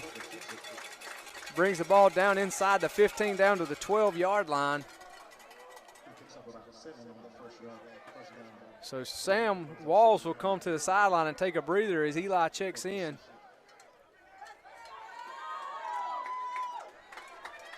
So Marble, Reynolds, and Smith in the backfield. Fant under center, going to run a reverse back to Caden. Reverse. Little brother blocking for big brother. Going to get the corner. He's inside, but there is a flag on the play. I didn't see anything. Then I wasn't looking very close. I was following Caden out there, but Brady. There's no way it was on Brady. It wasn't had Brady. To be on somebody on the end over here. It looked like it may have been on Luke, but I didn't think.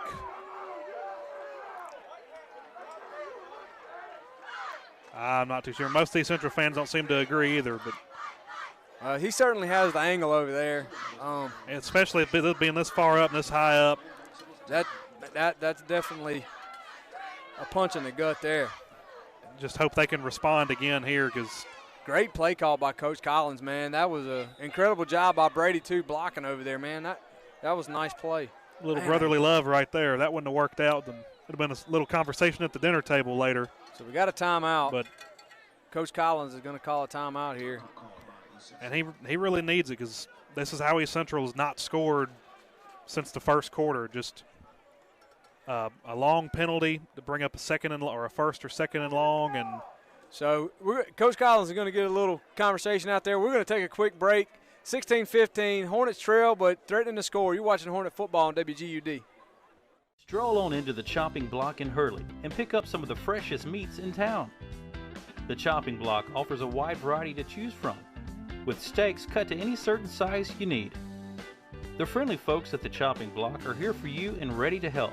They also offer a large selection of specialty items and spices.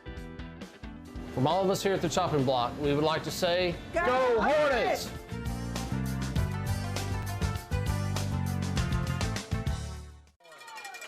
So we're back where East Central's facing a 2nd and about 20. Ball resting at their own 30-yard line after what was a reverse touchdown run by Caden Fant was called back on a holding penalty. And they can't roll that play back out anytime soon, at least. So Caden Fant to the near side here.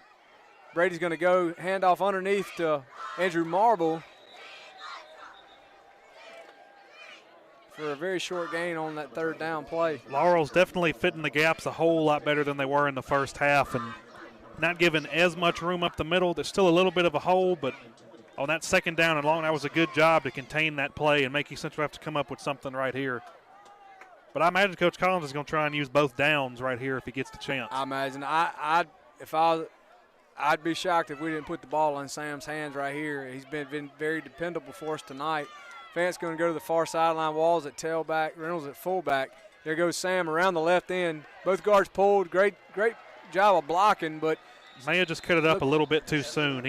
Looked like the linebacker may have come underneath right off their hip and able to make the tackle. That's field goal units coming on. So Tyler Ferris and the field goal unit's going to come out. You're right, Max. Ball's resting Be a on 42-yarder. 25-yard line, so maybe a little bit further. I think a little bit beyond a 42-yarder. Tyler has the leg to put it through. He has plenty of leg. He had I think a 45-yard attempt at Picayune that was just wide left. So one thing to note, Hugger normally is the holder. Now this is Caden Fant back to do the holding.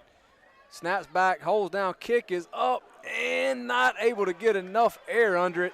Looked like that may have been on just a change of cadence right there from Deuce to Caden. Tyler kind of took his first step a little early and was off balance there to start the motion. And normally he has plenty of leg for that, but East Central stalls out again. He didn't quite have the height either. I think he knew he had to kind of get into it. I think he hesitated on that first step and lost that. He only has 3 steps to get all that power and momentum, and he kind of lost it right there. But hopefully East Central's defense come back out. Not a terrible drive there to open the half. I mean, you certainly want to come away when you get an onside kick like that. You really got to get points out of it, and we should have had we not had the holding penalty. So Laurel's going to take possession. Trips right. Going to give to Evans around the right side. Breaks several tackles. Going to have a flag on the play. It's got to be holding. That area is pretty good chance that's a holding penalty just based off how and where he threw it. There's a good bit behind the play, though.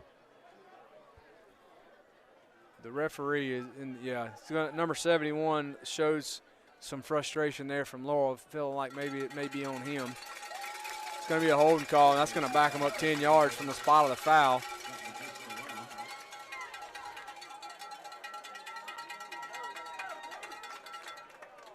So as you would imagine, that was a welcome flag by the East Central faithful after we had a touchdown call. They even gave him 12 on that. So I didn't think – I thought he was a little further down the field where all the players were. But anyway, we'll take it. That's a 1st and 20 from their own 10-yard line. Trips to the right. Scott calls for the ball. He got offset back in Evans. Scott looks left, throws a go route up the left sideline. He's going to overthrow the would-be his intended target. That's their star receiver right there. Number 11, Johnson. Hollis. He may have had just enough advantage on him, but Lane Hollis was there. It would have been a tough catch to make if he tried to go for it. Hollis with coverage on the receiver. So we're at the 7-minute mark in the third quarter, 16-15. East Central trails. Scott's going to keep it around the left side. Another flag. Oh, big play. Hollis Porter put a hit on him, and looks like he's a little shook up as he gets off the ground. Maybe a shoulder or a knee. Got another flag on the play. Looks like holding.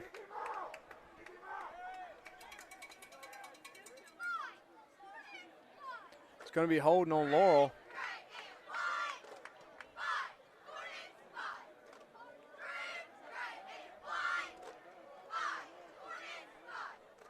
It can't be too far of a penalty just based off where the ball is. I mean, it'd be a half distance call from the 8. Half a distance from the spot of the foul because of they're inside the 20-yard line. I think they're trying to figure out where the ball would be set. There's some discussion from Collins is accepting the penalty. I think he's just making sure it's put exactly where it's needed to be for this to be assessed. And there it is, just a 4-yard penalty bid the 4. Thinking Central may at least bring a little extra rush right here. I feel like I agree, but they do have trips stacked to the top side of the screen there. We have 2 receivers. So Scott's looking right, throws right up the right sideline. Smith's there. Oh, my goodness. That was just a what perfect pass and catch. Number 88. Our roster says Cortez Houston. That's not who the PA announcer announced. Laurel's hurrying up, too, trying to take advantage of East Central off balance. Trips right. Quarterback keeps around the right end. Hollis Porter going to tackle him, run him out of bounds. Rossi Smith thought he had it intercepted. He had his hands waiting, and 88 ran underneath the pass, so that was an incredible play. Laurel's trying to speed it up and catch us off guard. I think I may have been punked a little bit by that coach telling them they were a balanced offense, but this is sure looking like a spread team getting in gear right here.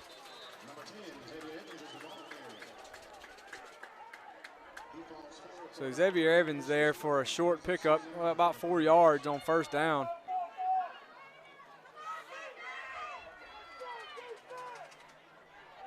Scott calls a line set. He's got trips receivers to the right there. Their one receiver here to the bottom side of your screen. He's going to give off to Evans there. Probably lost a yard.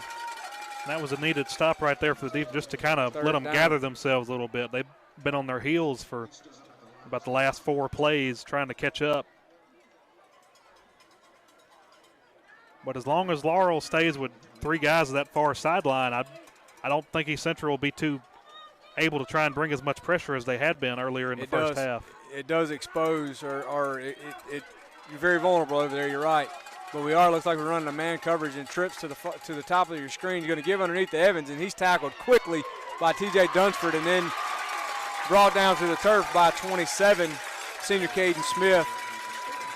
So that was a big play there. 4th and 9. Be curious to see what Laurel does. I'd imagine they're just going to stay and try and throw it downfield. To see them punt the ball here. I would imagine they're going to throw a long pass, and if they get it intercepted, it'd be as good as a punt. They're flipping the field. They're bringing them trips here to the near side. A whole lot more room over here. They hadn't run any screens this drive yet. I think they're going to try 11 up that right side. I think 11 to the right side, or that inside slot guy right there on this seam. Man in coverage. Nice play by Lane Hollis. Got his hand between the receiver's body and the ball and was able to knock it out. Ball's going to fall incomplete. Turnover on downs. That was a great job there by the defense. And really need the offense to capitalize. This would be the 3rd time that the defense has delivered and given the offense the defense has been the crutch of the offense so far since the first quarter, and I think it's time for the offense to take a little bit of that load off and try and bring the game back in East Central's favor. So that was a huge play by the senior Lane Hollis. He was on an island by himself, Max. And absolutely. I'll be honest, when that ball got thrown, I was worried. Against a star receiver like that that's so highly rated across the state, he's doing a phenomenal job so far this game. So Fance under center, going to give back to Walls. Walls, great job of reading his blocks. Great job, great piece of running by Sam Walls tonight. He's actually playing the position that Eli's has been playing. Eli's moved some to wing back, and with Reynolds now at the fullback position. So Coach Collins has kind of shifted those guys around, and it seems to be very effective. Just very slight adjustments from Collins this week to just throw Laurel off guard, and it's worked to perfection other than when they get inside and have some penalties. They had a lot of self-inflicted wounds for sure. Fant calls a line set. He's going to give underneath the marble. And number 50, Levis Evans, going to bring marble down. It's a 3rd and manageable, though. I suspect we'll see a quarterback sneak or maybe back to Reynolds again. Now Reynolds checks out, so that must mean Sam's in it. Walls will be at fullback, Eli at tailback, Marble at wing, and Fant will be to the top of your screen. Quarterback sneak to Fant. There it is. Brady's going to go across the 50 down inside Laurel territory and a first down. So Brady will have to wash his uniform after tonight now, Max. He got dirty on that one. Absolutely. Walking in the stadium, a funny moment Coach Collins had. He wasn't sure if it was turf or grass off Google Maps. And he walked on the field and said, this is the best looking grass they played on all night. And Coach Wallace said, yeah, but we're still wearing them all white. I said, well, daggum, you sure are right, aren't you? But they hadn't had to wash anything too bad this whole season, but they're going to be getting their money's worth out of some Clorox after tonight. So that'll be a second time out of the second half for East Central. Coach Collins is going to use another one. With that timeout, we'll take one here as well. 3 minutes to go in the 3rd quarter, 16-15, Tornadoes. You're watching Hornet football on WGUD. At Air Masters, we take pride in serving our customers. For the past 40 years, Airmasters Mechanical has demonstrated an excellent approach to customer service by responding to their needs in a timely manner with a very knowledgeable and professional staff. Whether it's commercial, industrial, or residential, Airmasters is here for you and ready to help. We're here for you 24 hours a day, 7 days a week. I can always depend on Airmasters, and so can you. Airmasters Mechanical, 228-497-610. First and 10. Fant's going to give to Eli Smith. Eli's going to break a tackle after he gets behind that right side of the offensive line and pick up about 6.5, 7 yards, 8 yards. Nice spot there. Just a reminder that Eli's still out there, even though he's kind of taking a backseat to Sam this game. He's still out there in the field with just as much production he's had all season. The holes just hadn't quite been there on those plays that Eli's had. So second short. Brady goes under center. He's going to go back to Sam again. 2 hole. He broke a tackle, broke another tackle. It looked like he was off to the races, but number 5 able to run him down, bring him to the turf, but not before he picks up another first down for the Hornet offense. Sam is has passed the 100-yard mark and maybe has approached 150 yards tonight here with 2 minutes to go in the third quarter.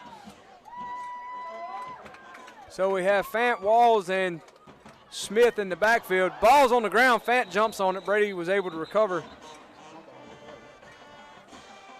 Muff snap. So that'll be a short loss for the offense. Second down.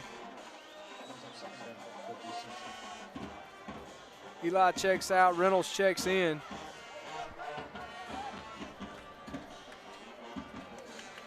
There's just something about getting near this 25-yard line when the mental mistakes just start to appear. Gonna go back to Walls. Behind the right side. Pick up about 5.5, 6 yards down to the 20-yard line. Walls continues to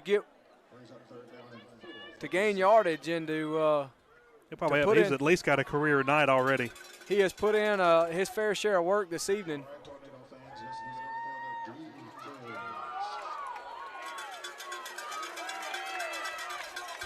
So East Central breaks huddle. Fant's going to go back to Walls again. He's hit early, able to break one tackle, get back to the line of scrimmage, and may have picked up about a half a yard. So looking at a fourth down, 4th and 4, just inside the 20-yard line. Coach Collins is not known to kick off, and he did a while ago. I look for us to go for it here. 40 seconds to go in the third quarter.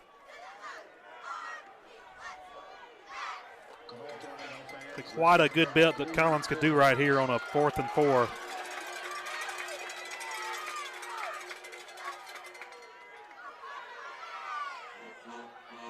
Got him packed on the inside. Sam getting north and south.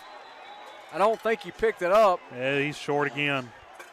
Think he's going to be short.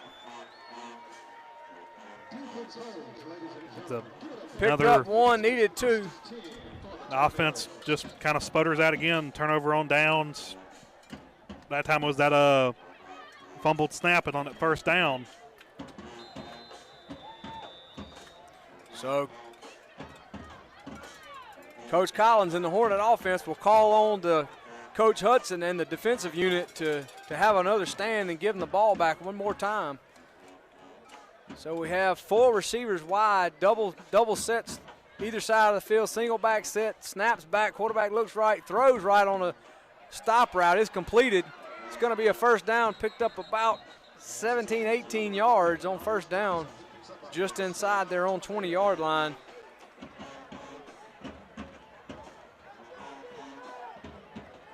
Love's run out of bounds. I'll stop the clock with 9 seconds to go in the third quarter here. This will be probably the last play of the quarter. 4 receivers wide, going to give underneath to Evans. He's going to break a couple tackles. Looks like we'll probably have a hold anyway. Finally brought down by Ford, but there is Laundry on the field around the 42-yard line. Looks like, as you said, Max, look like that'll be holding on Laurel. We had a lot of arm tackling, though, on that play. And I think, some of that is just fatigue, I think, on the defensive unit. Been out on the field a lot tonight. Yep. Not real seen sure. a motion yet, but he still hadn't started Well, some personal foul against East Central. It's a change of quarters, yeah, so they're that going to was flip the field, but it was a face mask. Well, they still need to.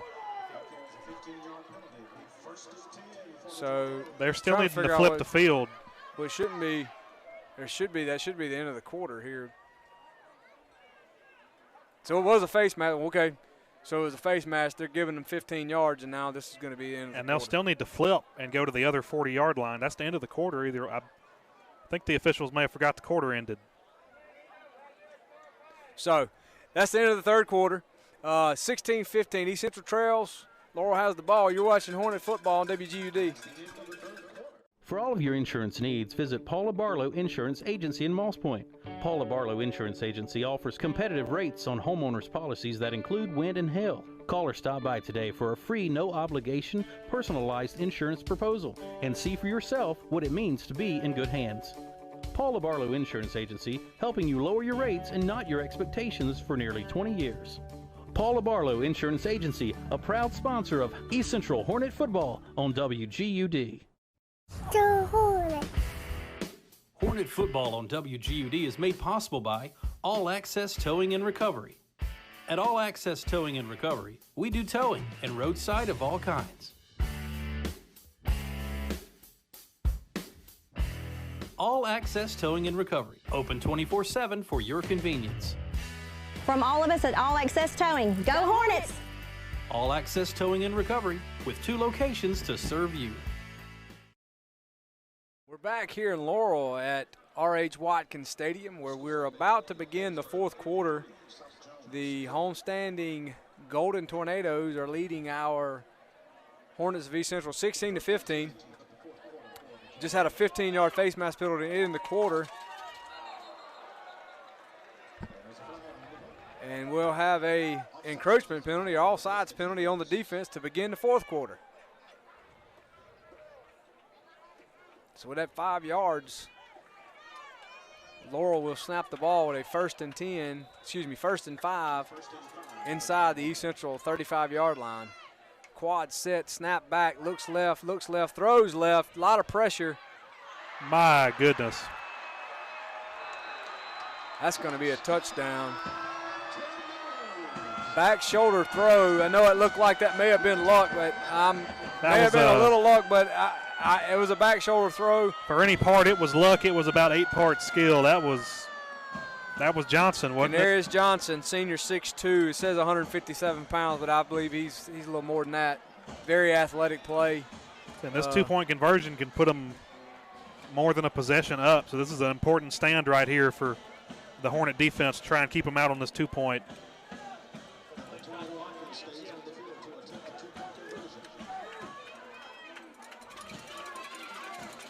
So single back set. East Central's going to jump. Got a yard and a half closer just now.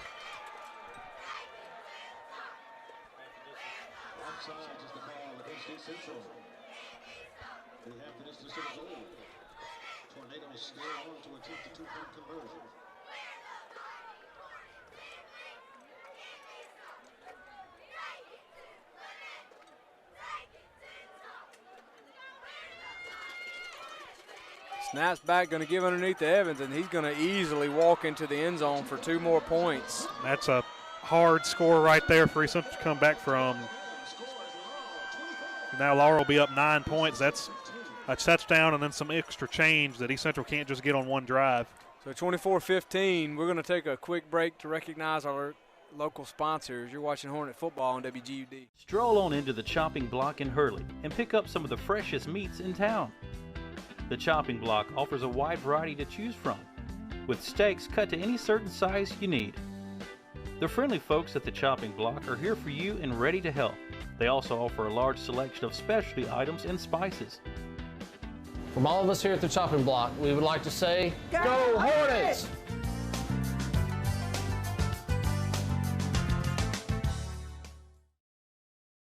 I'm telling you. We're back where the Hornets are trailing 24-15, 11:54, so 12 minutes to go basically in the fourth quarter. Walls, Fant, and Hollis are back to receive. There's been basically squib kicks when the ball's been kicked. Fant, He did have that one bomb down about the 5-yard line. I think whenever he can find the placement of the ball, he can get it pretty far down there, but special teams doesn't exactly seem to be Laurel's strong suit so far. He'll get it down to Hollis, and he's going to return it up across the 30, across the 35, and brought down at the 37-yard line. So pretty good field position for the for Brady Fant and the Hornet offense as they come out for, I believe, their third possession of the second half. And we are actually scoreless since the first quarter. The 35-second mark in the first quarter. Have multiple opportunities to score this evening and have not been able to put it in since the first quarter. So Fant and crew come to the line of scrimmage. Fant's going to keep it himself, roll out to the right, look right. He's hit as he throws. No. It's going to be intercepted.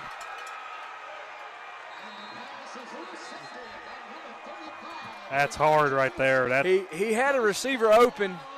He didn't have his feet set. He trying to throw on the run and was hit as under he pretty heavy pressure, and it's up to the game's on the defense right now. That's hard right there for East Central to come back from. They're down 9, just turn the ball back over, and Laurel hadn't really been stopped so far.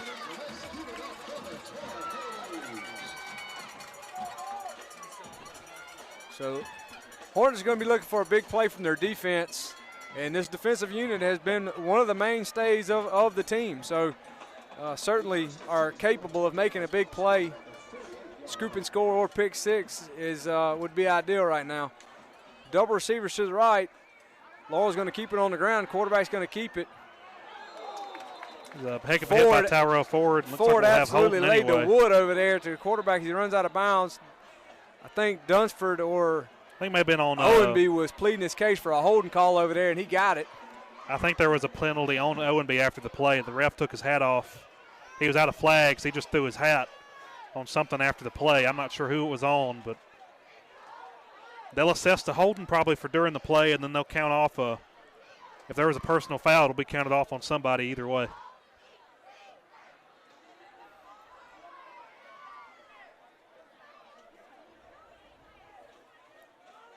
So this could be about anywhere from a net gain of 5 for Laurel or a 25-yard loss, depending on what they count. It's going to be a holding call from the spot of the foul.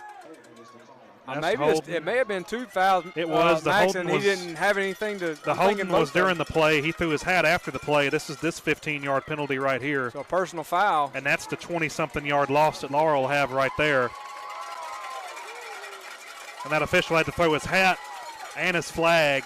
2 penalties there on Laurel, and not impossible field position for their offense, but certainly not what they'd want.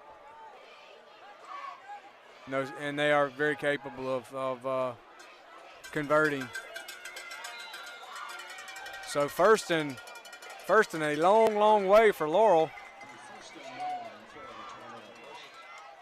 Snap the ball at their own 25. Looks right, throws right underneath, complete to number 2, and he's trips on the blade of grass there, Cooley, and falls down. And luckily so, because he had a lot of there green. were 2 Hornets there, but had a lot of space for him to make a play.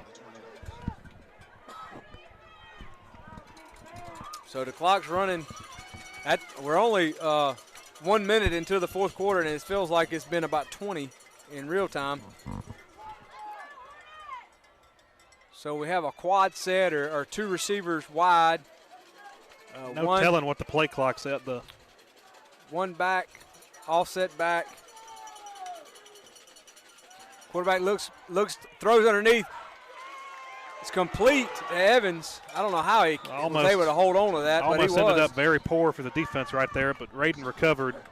Was able to come back and finish him off. Third and pretty manageable for East Central's defense. They've got, 20 yards to work with, a little more? Well, they're certainly in punt territory now. I don't know if Laurel's going to take their foot off the gas. Yeah, I think they're going to try to spread the field or stretch the field and make us either get a because they have the pass advantage. Interference call. Yeah, it'll take more than just a touchdown and 2-point conversion to try to tie the game or even take the lead. So Laurel's going to take that advantage in their pocket. So 5 wide, we're rushing 3, throws underneath, it's complete. Nice team tackling over there by the Hornet defense. Still got one more down to work with too. A lot of contact going on over there on the Laurel sideline.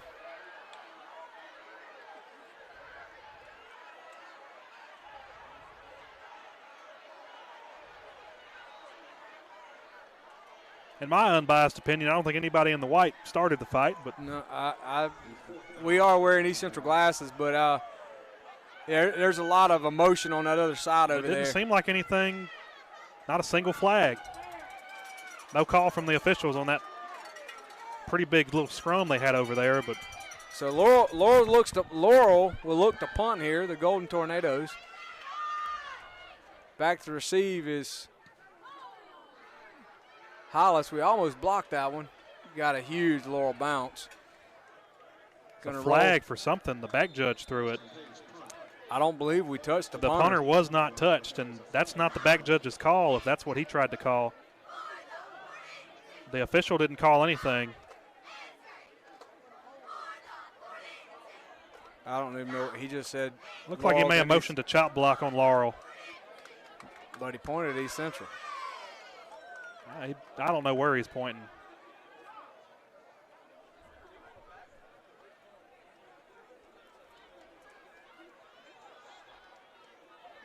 That's a long way down the field for that back judge to try and make that call, whatever it was. We're going to make him do it again. Maybe this time they'll snap it over to punter's head. We'll take about anything we can get right now. If you weren't watching earlier, we've already had one, or Laurel has had one mishap. We had a punt block called, so the punter bobbled the snap. Illegal block below the waist by so the Tornadoes. Early in the first quarter, second quarter, punter bobbled the snap, and East Central was able to actually tackle the young man inside the 5-yard line. Unfortunately, we were not able to convert. So maybe we'll have a similar play here. There's a lot of confusion going on over that Laurel sideline. Now they're going to burn a timeout.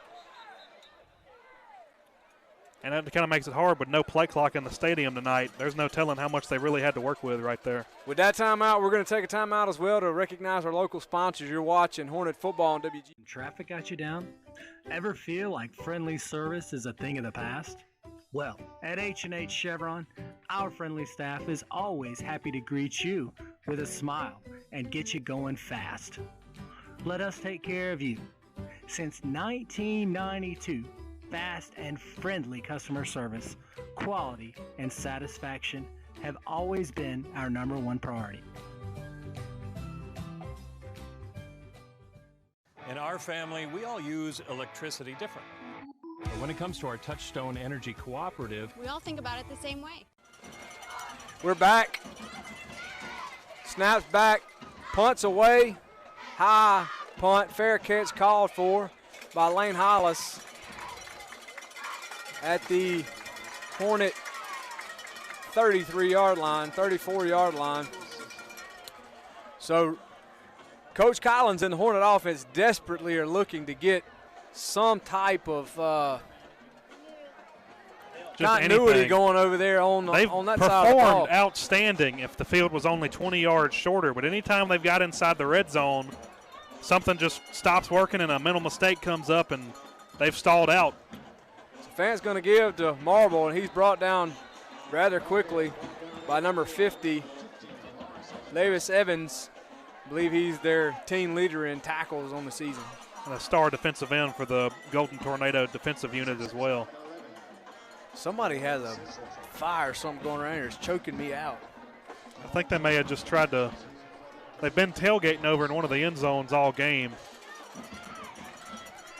But if it's choking us out up here, I can't imagine on the field. So East Central just burned their last time out of the second half. Had a little bit confusion going on, I think, who was supposed to be in the game. Sam Walsh tried to run out on the field and get in the game, so not real sure what happened there. Got some scores for us, Max? We do. We got some from all over the state for 5A. And the other side of the south bracket, Hattiesburg is just taking South Jones out to the woodshed. They're winning 43-3. See, West Jones and Picayune, they were at 14-10 earlier. And looks like West Jones is winning right now 28-17 late in the game there. Brookhaven and Pascagoula. Pascagoula won that game through a forfeit. On the north side of the bracket, see, between Lake Cormorant and Ridgeland. Lake Cormorant's leading Ridgeland 21-20. Neshoba Central won through forfeit against Lafayette, and they have no score for West Point, Holmes County, or Vicksburg and Grenada. So Brady Fan and the offensive unit will come out on the field looking at a 2nd and 11 with 8:33 to go in the fourth quarter, down 9 points. 9 points. Brady gives underneath to Sam. Sam is off to the races. Nice piece right into the belly of the beast. Sam Walls, I believe, has gone over the 200-yard mark tonight for the Hornets. He was very close at the start of the quarter, and if he wasn't over it just then, he's very, very close right now. Somehow went straight through all the teeth of that defense and wasn't even touched till about, 20 yards downfield? Yeah, it's just a straight dive. 8 minutes to go. Fant's going to keep it up for himself for a short gain of about 3 or 4 yards on first down. Walls is going to come over and get the play and hustle back.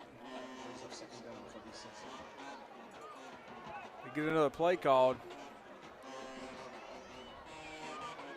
24-15, and the Hornets are driving. Walls, Marble, and Reynolds in the backfield. Going to go back to Walls again. Picked up a few yards on second down, so. Hard defensive play right there by the Golden Tornado. It's probably starting to dawn on each of the teams right now that this is a win-or-go-home situation late here in the fourth quarter, and both teams are starting to play like it to match one another's effort. 7-minute mark. Right at the 7-minute mark when the ball snaps here. Fant takes a snap, back in motion. Going to be a dump pass. That's pass interference. And he got it. Easy call for the official.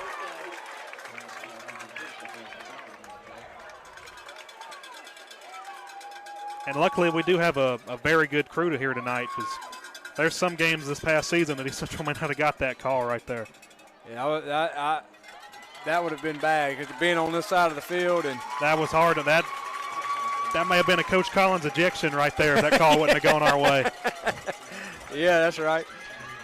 So with the pass interference call, that's gonna put us in the red zone of Laurel with 6 minutes and 59 seconds to go. There's a flag on the play.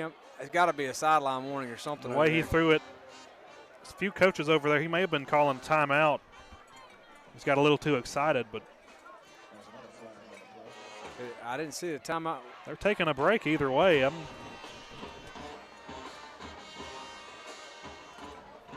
That is a flag over there, isn't it? That's a flag on the field.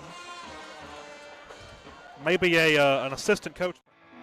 But when it comes to our Touchstone Energy Cooperative, We all think about it the same way. because our co-op is power. Sure, electricity turns the lights on. But power is the information that we get from our co-op about efficiency, Safety. technology. We trust the co-op. They're our neighbors. Our friends. Our home.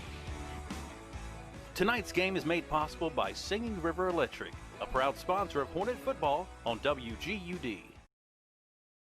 This is a must score. Absolutely. We have to have 6 points One score, here. one stop, and another score for East Central. So there's Eli Smith around the left side. Finally back down inside the 5. Shovels down inside the 5. Looks like the ball is going to be marked around the 3-yard line. East Central's hurrying back to the line of scrimmage to get a play called. Fans under center going to go back to Sam Walls right behind the center.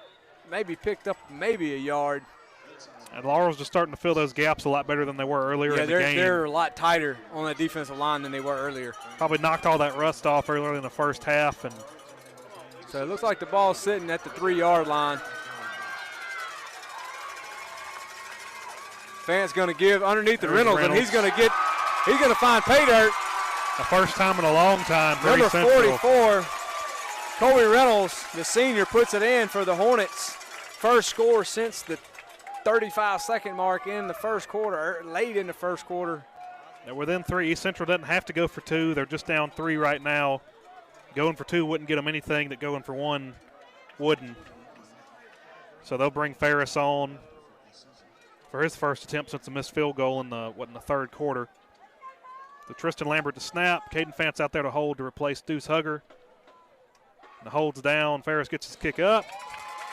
And he remains good.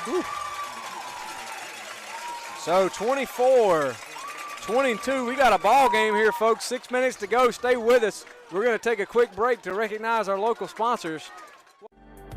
What do you think of when I say Hurley? Home. Home. Your home. My home. Home. I'm Leah Hinton, broker and owner of Southern Oaks Realty right here in Hurley. Although Hurley is home, our team is ready to help you anywhere in South Mississippi. Even where our rivals reside. Looking to buy or sell a home? Call us today or stop by the office. Let us help you establish new roots. Here's a scenario. Work has sent you cross-country. You drive 2,000 miles, eat something that resembles food, and seal the deal with a room full of strangers. Now you have a big old check, which means you hold in your hands the future of your company. But wait, you have the Singing River Federal app, which means you and thousands of others like you can bank wherever you are. So no more worries, except for whatever you ate. Singing River Federal, the better way to bank, wherever you are. We're back for the kickoff. Tyler Ferris going to pooch it right over number 2's head. It will be out of bounds. Just a little too much mustard on that one. Saw what he was trying to do, just roll it like we were talking before we came back, get it behind all those guys up there in the front, let East Central go pick it up, maybe even scoop and score. Yeah, we did it a couple weeks ago. I don't remember which game it was. I think Hollis or Fant ran down there and jumped on it. Just a little too much kind of side action right there, pushed out of bounds. I love Coach Collins' passion. Ferris has had phenomenal kicks tonight, but that one mistake he just made, and Collins looked at him like, what are you doing, man? It was awesome. And knowing the competitive spirit that Tyler has, he took it, he was upset about it as coach was. There's some discussion going on. The ball still hadn't been placed, and Laurel's arguing something.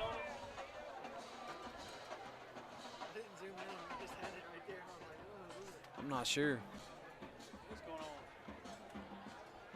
Laurel's coach we've been made aware earlier in the game, he's very aware of the rules of the book. Yeah. And he may see something here that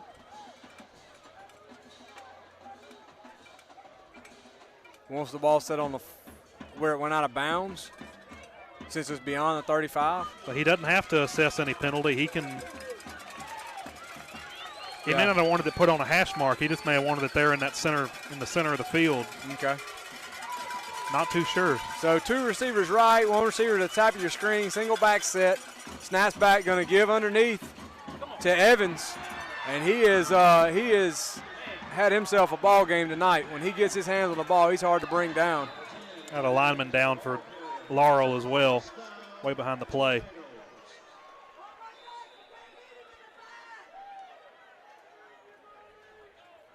And if East Central wants to try to hang on to try and win this somewhere down the road in the game, they've got to really get a handle on number 10.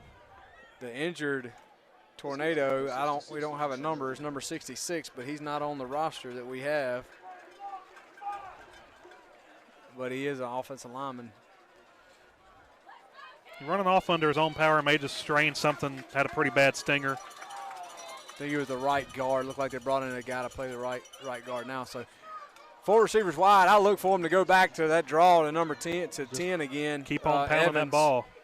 They've spread us out with these receiver sets, and our defensive unit has their hands full. Get him on the ground. Going to go back to Evans right in the middle, and he's hit pretty quick. They were there even earlier, and he shimmied his way all the way up for a 2-yard gain anyway. He did have it. He did have one broken tackle. 5:40 to go. Clock is running in the fourth quarter. East Central is out of timeouts. 24-22. East Central trails.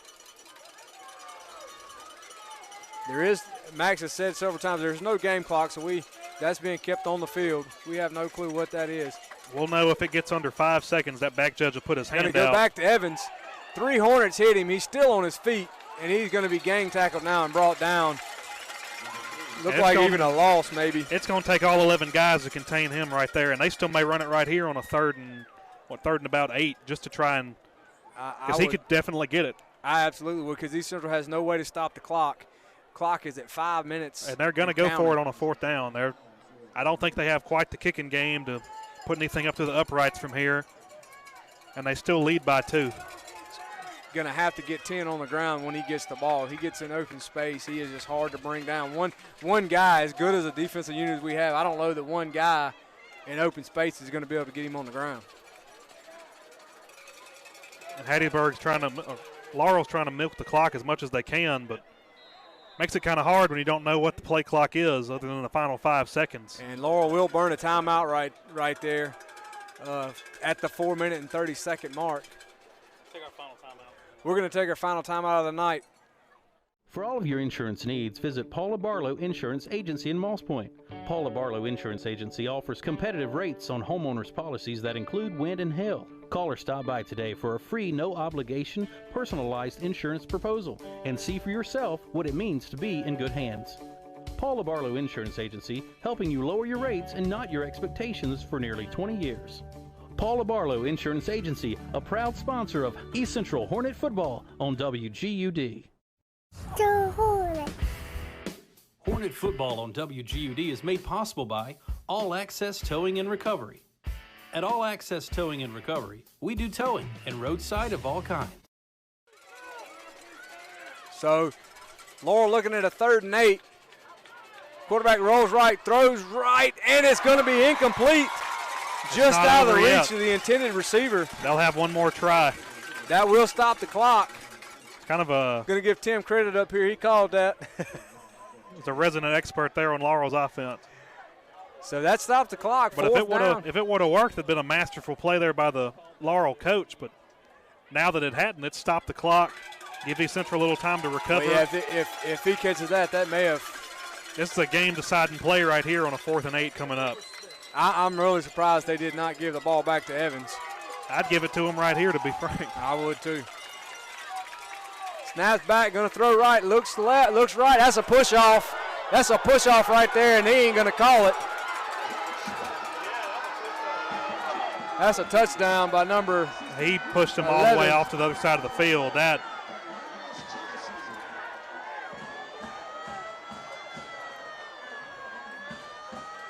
That's heartbreaking right there.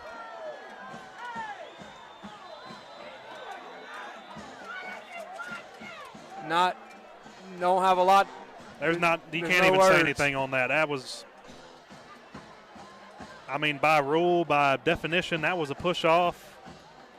Evans. There's a chance. 2-point conversion, and he's going to be. The game's not over yet. Short. East Central's down 8.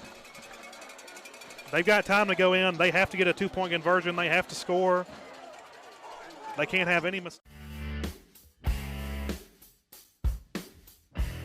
All Access Towing and Recovery, open 24/7 for your convenience. From all of us at All Access Towing, go Hornets! All Access Towing and Recovery, with 2 locations to serve you. 22 game, 4:18 to go. Young Brady Fant will after this kickoff, bring his unit onto the field. And the offense has to perform right here. They've finally came back to life last drive, but they absolutely struggled from the end of the first quarter to halfway through the 4th. And the defense has held them within this 8-point game so far, and they've done their best. It's up to the offense right now to bring them home and tie this game back up. Certainly a huge return here would be handy. It'd be one way to say it. In a way it would, and a way it wouldn't, was East Central needs to score and keep Laurel out again. Going to kick it deep back to Fant. No, Sam Walls, excuse me. Sam's going to run it up to the 35-yard line.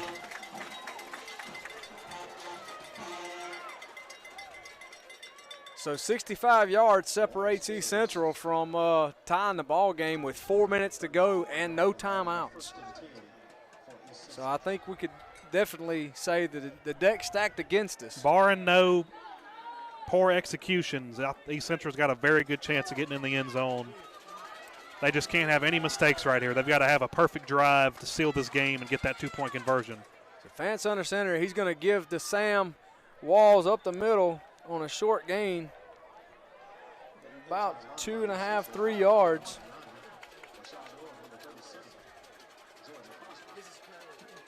So the Hornets are going to hurry up and try to get another play off. Fant's going to go to, couldn't tell if that was Eli or Sam. That was Walls. Eli. Yeah, it was Eli, okay. So Eli going to be brought down after about a 2.5 yard, 3 yard gain. So 3rd and 5. Pretty big play coming up here for East Central. 3:30 to go. Fant's to the bottom of your screen. Marble in motion. Fant rolls out right, looks right, throws right, complete to Caden. It's called complete. It's thrown to the ground inside the 50-yard line down to the 45. Great throw by Brady Fant. First completion of the night, and it could not have come at a more opportune time. 3:15, clock's rolling. Finally got some momentum behind him once again. First time in a long time, and East Central's driving. Fant to the top of the screen. Marble at the wing-back position. He's in motion. Going to give underneath to Reynolds. Reynolds going to pick up about 8, 9 yards on first down. Straight dive up the middle. Hornet offensive line waiting on the ball to get set. Laurel slow to get off the ground.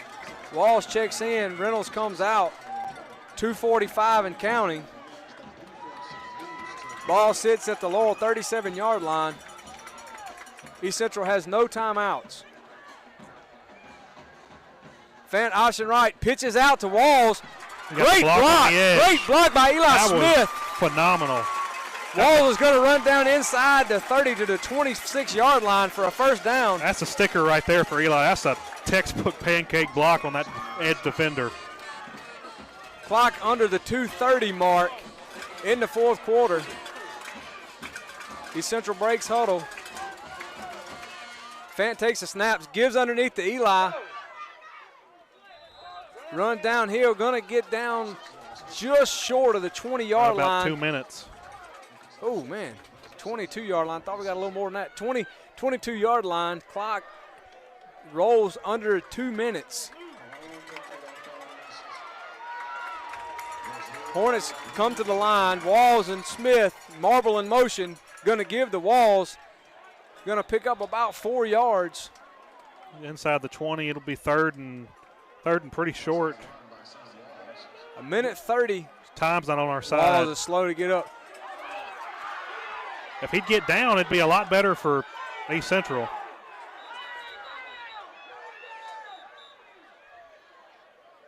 And that's just a different level of toughness of the team right there. He's can't use one of his legs, and rather than that's a culture right there East Central's built over the past few years that you take yourself off the field at the end of play. And he's had an excellent night. I hate that he's hurt right here, but I think he's exemplified everything East Central is this game so far.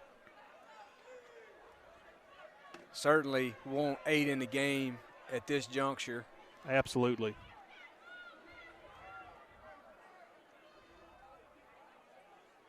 So the clock will stop for the injury timeout, but as soon as the official or Sam can get off the field, the official will call the play set and the clock will begin. And I got to tell you, at first I was wondering if he wasn't doing it to slow the game down, but I think he may be. East Central they're not that. East Central doesn't take fake injuries. Yeah, he's going to have a reverse. That was a play earlier. Ran to Caden. He's run out of bounds, but he picks up a first down and stops the clock inside the 15-yard line.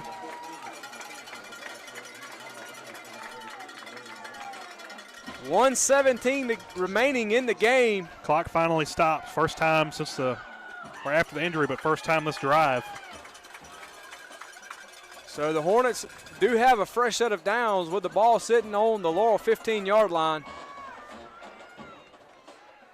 Fans going to give around to Eli. Eli's on the right side. Great block by Estes. He breaks the outside. He's going to score. It's not over yet. East Central needs this 2-point conversion. Coach Collins. Huge block by the senior Mason Estes, number 72. Here comes Rhino. Formation East Central broke out a few weeks ago, I think at Pascagoula. Called the right.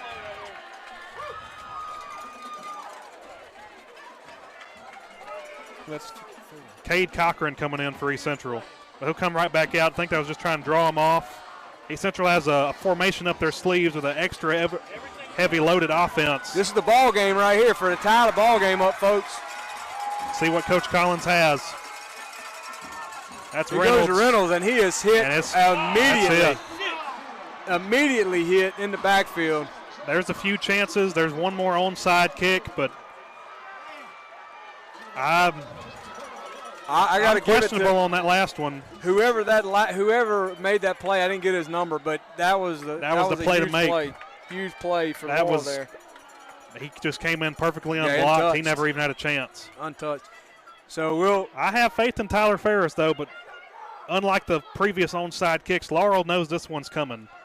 The only problem, Laurel just has no idea where this one could go. That's right. Because Ferris has already showed earlier in the game he can kick across his body and put that ball just about anywhere he wants on the field. And we talked earlier, East Central has gotten several onside kicks this evening. Now, the one issue we have is that if you do get an onside kick, you got to go 50 yards, a minute and 11 seconds with 0 timeouts.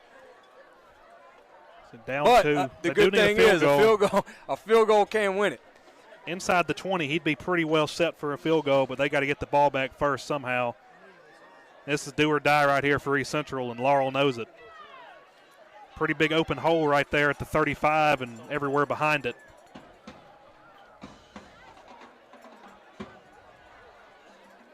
I think if Ferris can get a line drive to about the 30, and we can get, so who's over here? We got Caden Fan over here, Rassie Smith, Lane Hollis. There's plenty of speed over here for them to run straight down. Hey, you can tell Laurel don't know where he's going to kick. But it looks like he's going for a more traditional right here. I think so. I think we're just going to go try to get it, and we just got it. We got it. East Central got the ball. East Central has the ball. That's number 50 yards to go. That's Hollis Porter. That's a flag on Lane the play. Hollis. Lane Hollis. Is it 7? I think it's number 11. Stand up. Number 2. Number 2? Number 3. That's Hayden Morris. Hayden Burke, that's the play of the year. We got a flag on the play. I think it's on Laurel. The way Hollis Porter is reacting, I think it may be on Laurel. They're pointing Laurel's way. East Central football. My goodness. The play of that young man's East Central career just happened for Haydenburg Morris on that onside kick. That's probably the play, not just his career or not just this year for him, but also the team. East Central somehow finds a way to survive. That penalty just got waved off, it looks like. So to get in Tyler's field goal range, I think we got to get down inside the 25-yard line. Inside the 20, I think we'll be safe. He should have had it from that 42-yarder he had earlier in the game, just a slight misstep. Fans going to give to Eli. A lot of blocking over there. Eli's going to run north and south. And they don't need that. They don't need a pile to hold them up. They need to get down on the line. 1 minute to go. Clock is running. Fant takes a snap, goes back to Eli again. Same play, back up the middle. They need to clock it right here. Be at 9, about a 9-yard gain. Fant's got the call. East Central's taking their time. Call the play. 40 seconds. Tries to get set. Ball snap. Still hadn't stopped the clock. Going back to Marvel. Marvel up right to the left side. Going to get out of bounds. Pick up a first down and stop the clock. Smart play. That was a big play by Andrew to have the wisdom to get out of bounds, knowing he had to stop the clock. That may have just been the play call right there because East Central they almost shot themselves in the foot right there trying to go 3 real quick plays. Need about 12 yards I'm feeling to get in field goal right range. Need about 12 yards to get in field goal range. It does feel like a passing situation, although usually we throw in Fantz in the game. He's not in the game, Caden that is. So really missing Sam right here. That's not what we need. Going to get on the line of scrimmage, can spike the ball, I'm assuming, to try to get the clock stopped. 15 seconds to go. They're taking their dear sweet time. They're still going to run it. Eli's going to run it. We have no way to stop the clock. He's got to get out of bounds. 5-4. That's going to be a late hit, 15-yard penalty. That's going to be a late hit. That's 15 yards. Eli Smith, 15 yards from the spot of the foul. It'll be half distance. It's beyond the 20. Where? It's beyond it. He's at the 23-yard line. That ought to put him down. It doesn't have to be inside the 20 to be half the distance. I think if twice the penalty yardage doesn't equal the yard line, like if they were at the 30, it'd be a 15. Okay, I got you. But since they're inside the 30, either way, be half distance. This is Tyler Ferris right here. My goodness gracious. Is the Van Cleve game? It's Van Cleve game. It was this exact situation. Reminiscent of the Van Cleve game. It was 29-28 against Van Cleve. And Tyler Ferris came on.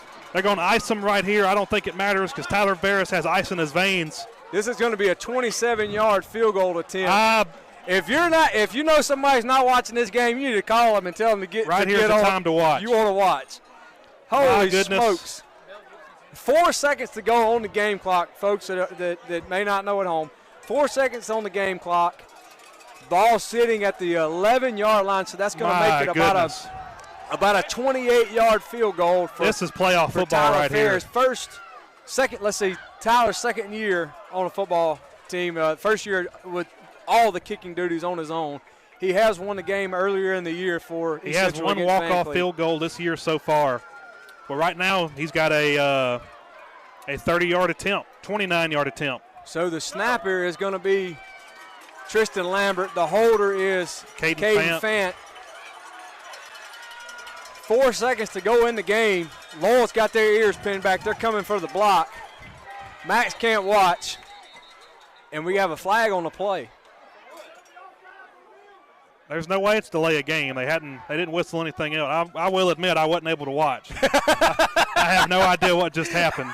Well, the line judge on the far side did throw a flag. And that, based on the line judge, there's only so many. My goodness. I don't know what that was. And nobody even had gotten set yet. No, they were still putting the tee in the dirt. Well, that turned a 29-yarder to a.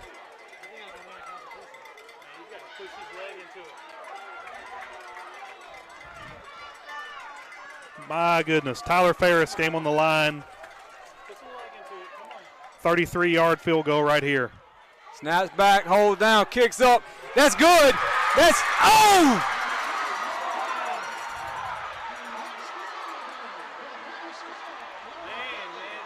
Man.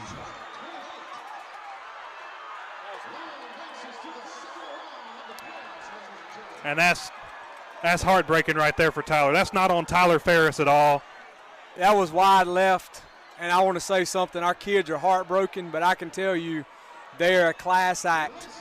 Absolutely. Some may not have seen it there at the end, but it can't be seen on TV. What we have some class athletes at East Central High School, and as heartbroken as they are, that was tough.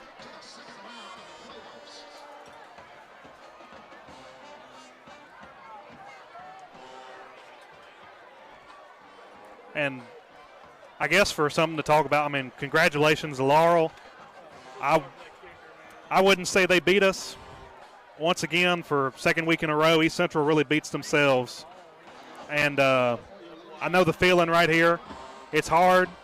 It's your last game. For the seniors, it's the last game you play. That's a hard way to lose right there. But in the end, in a couple months, there'll be nothing but good memories about what happened here this season. It's a phenomenal year.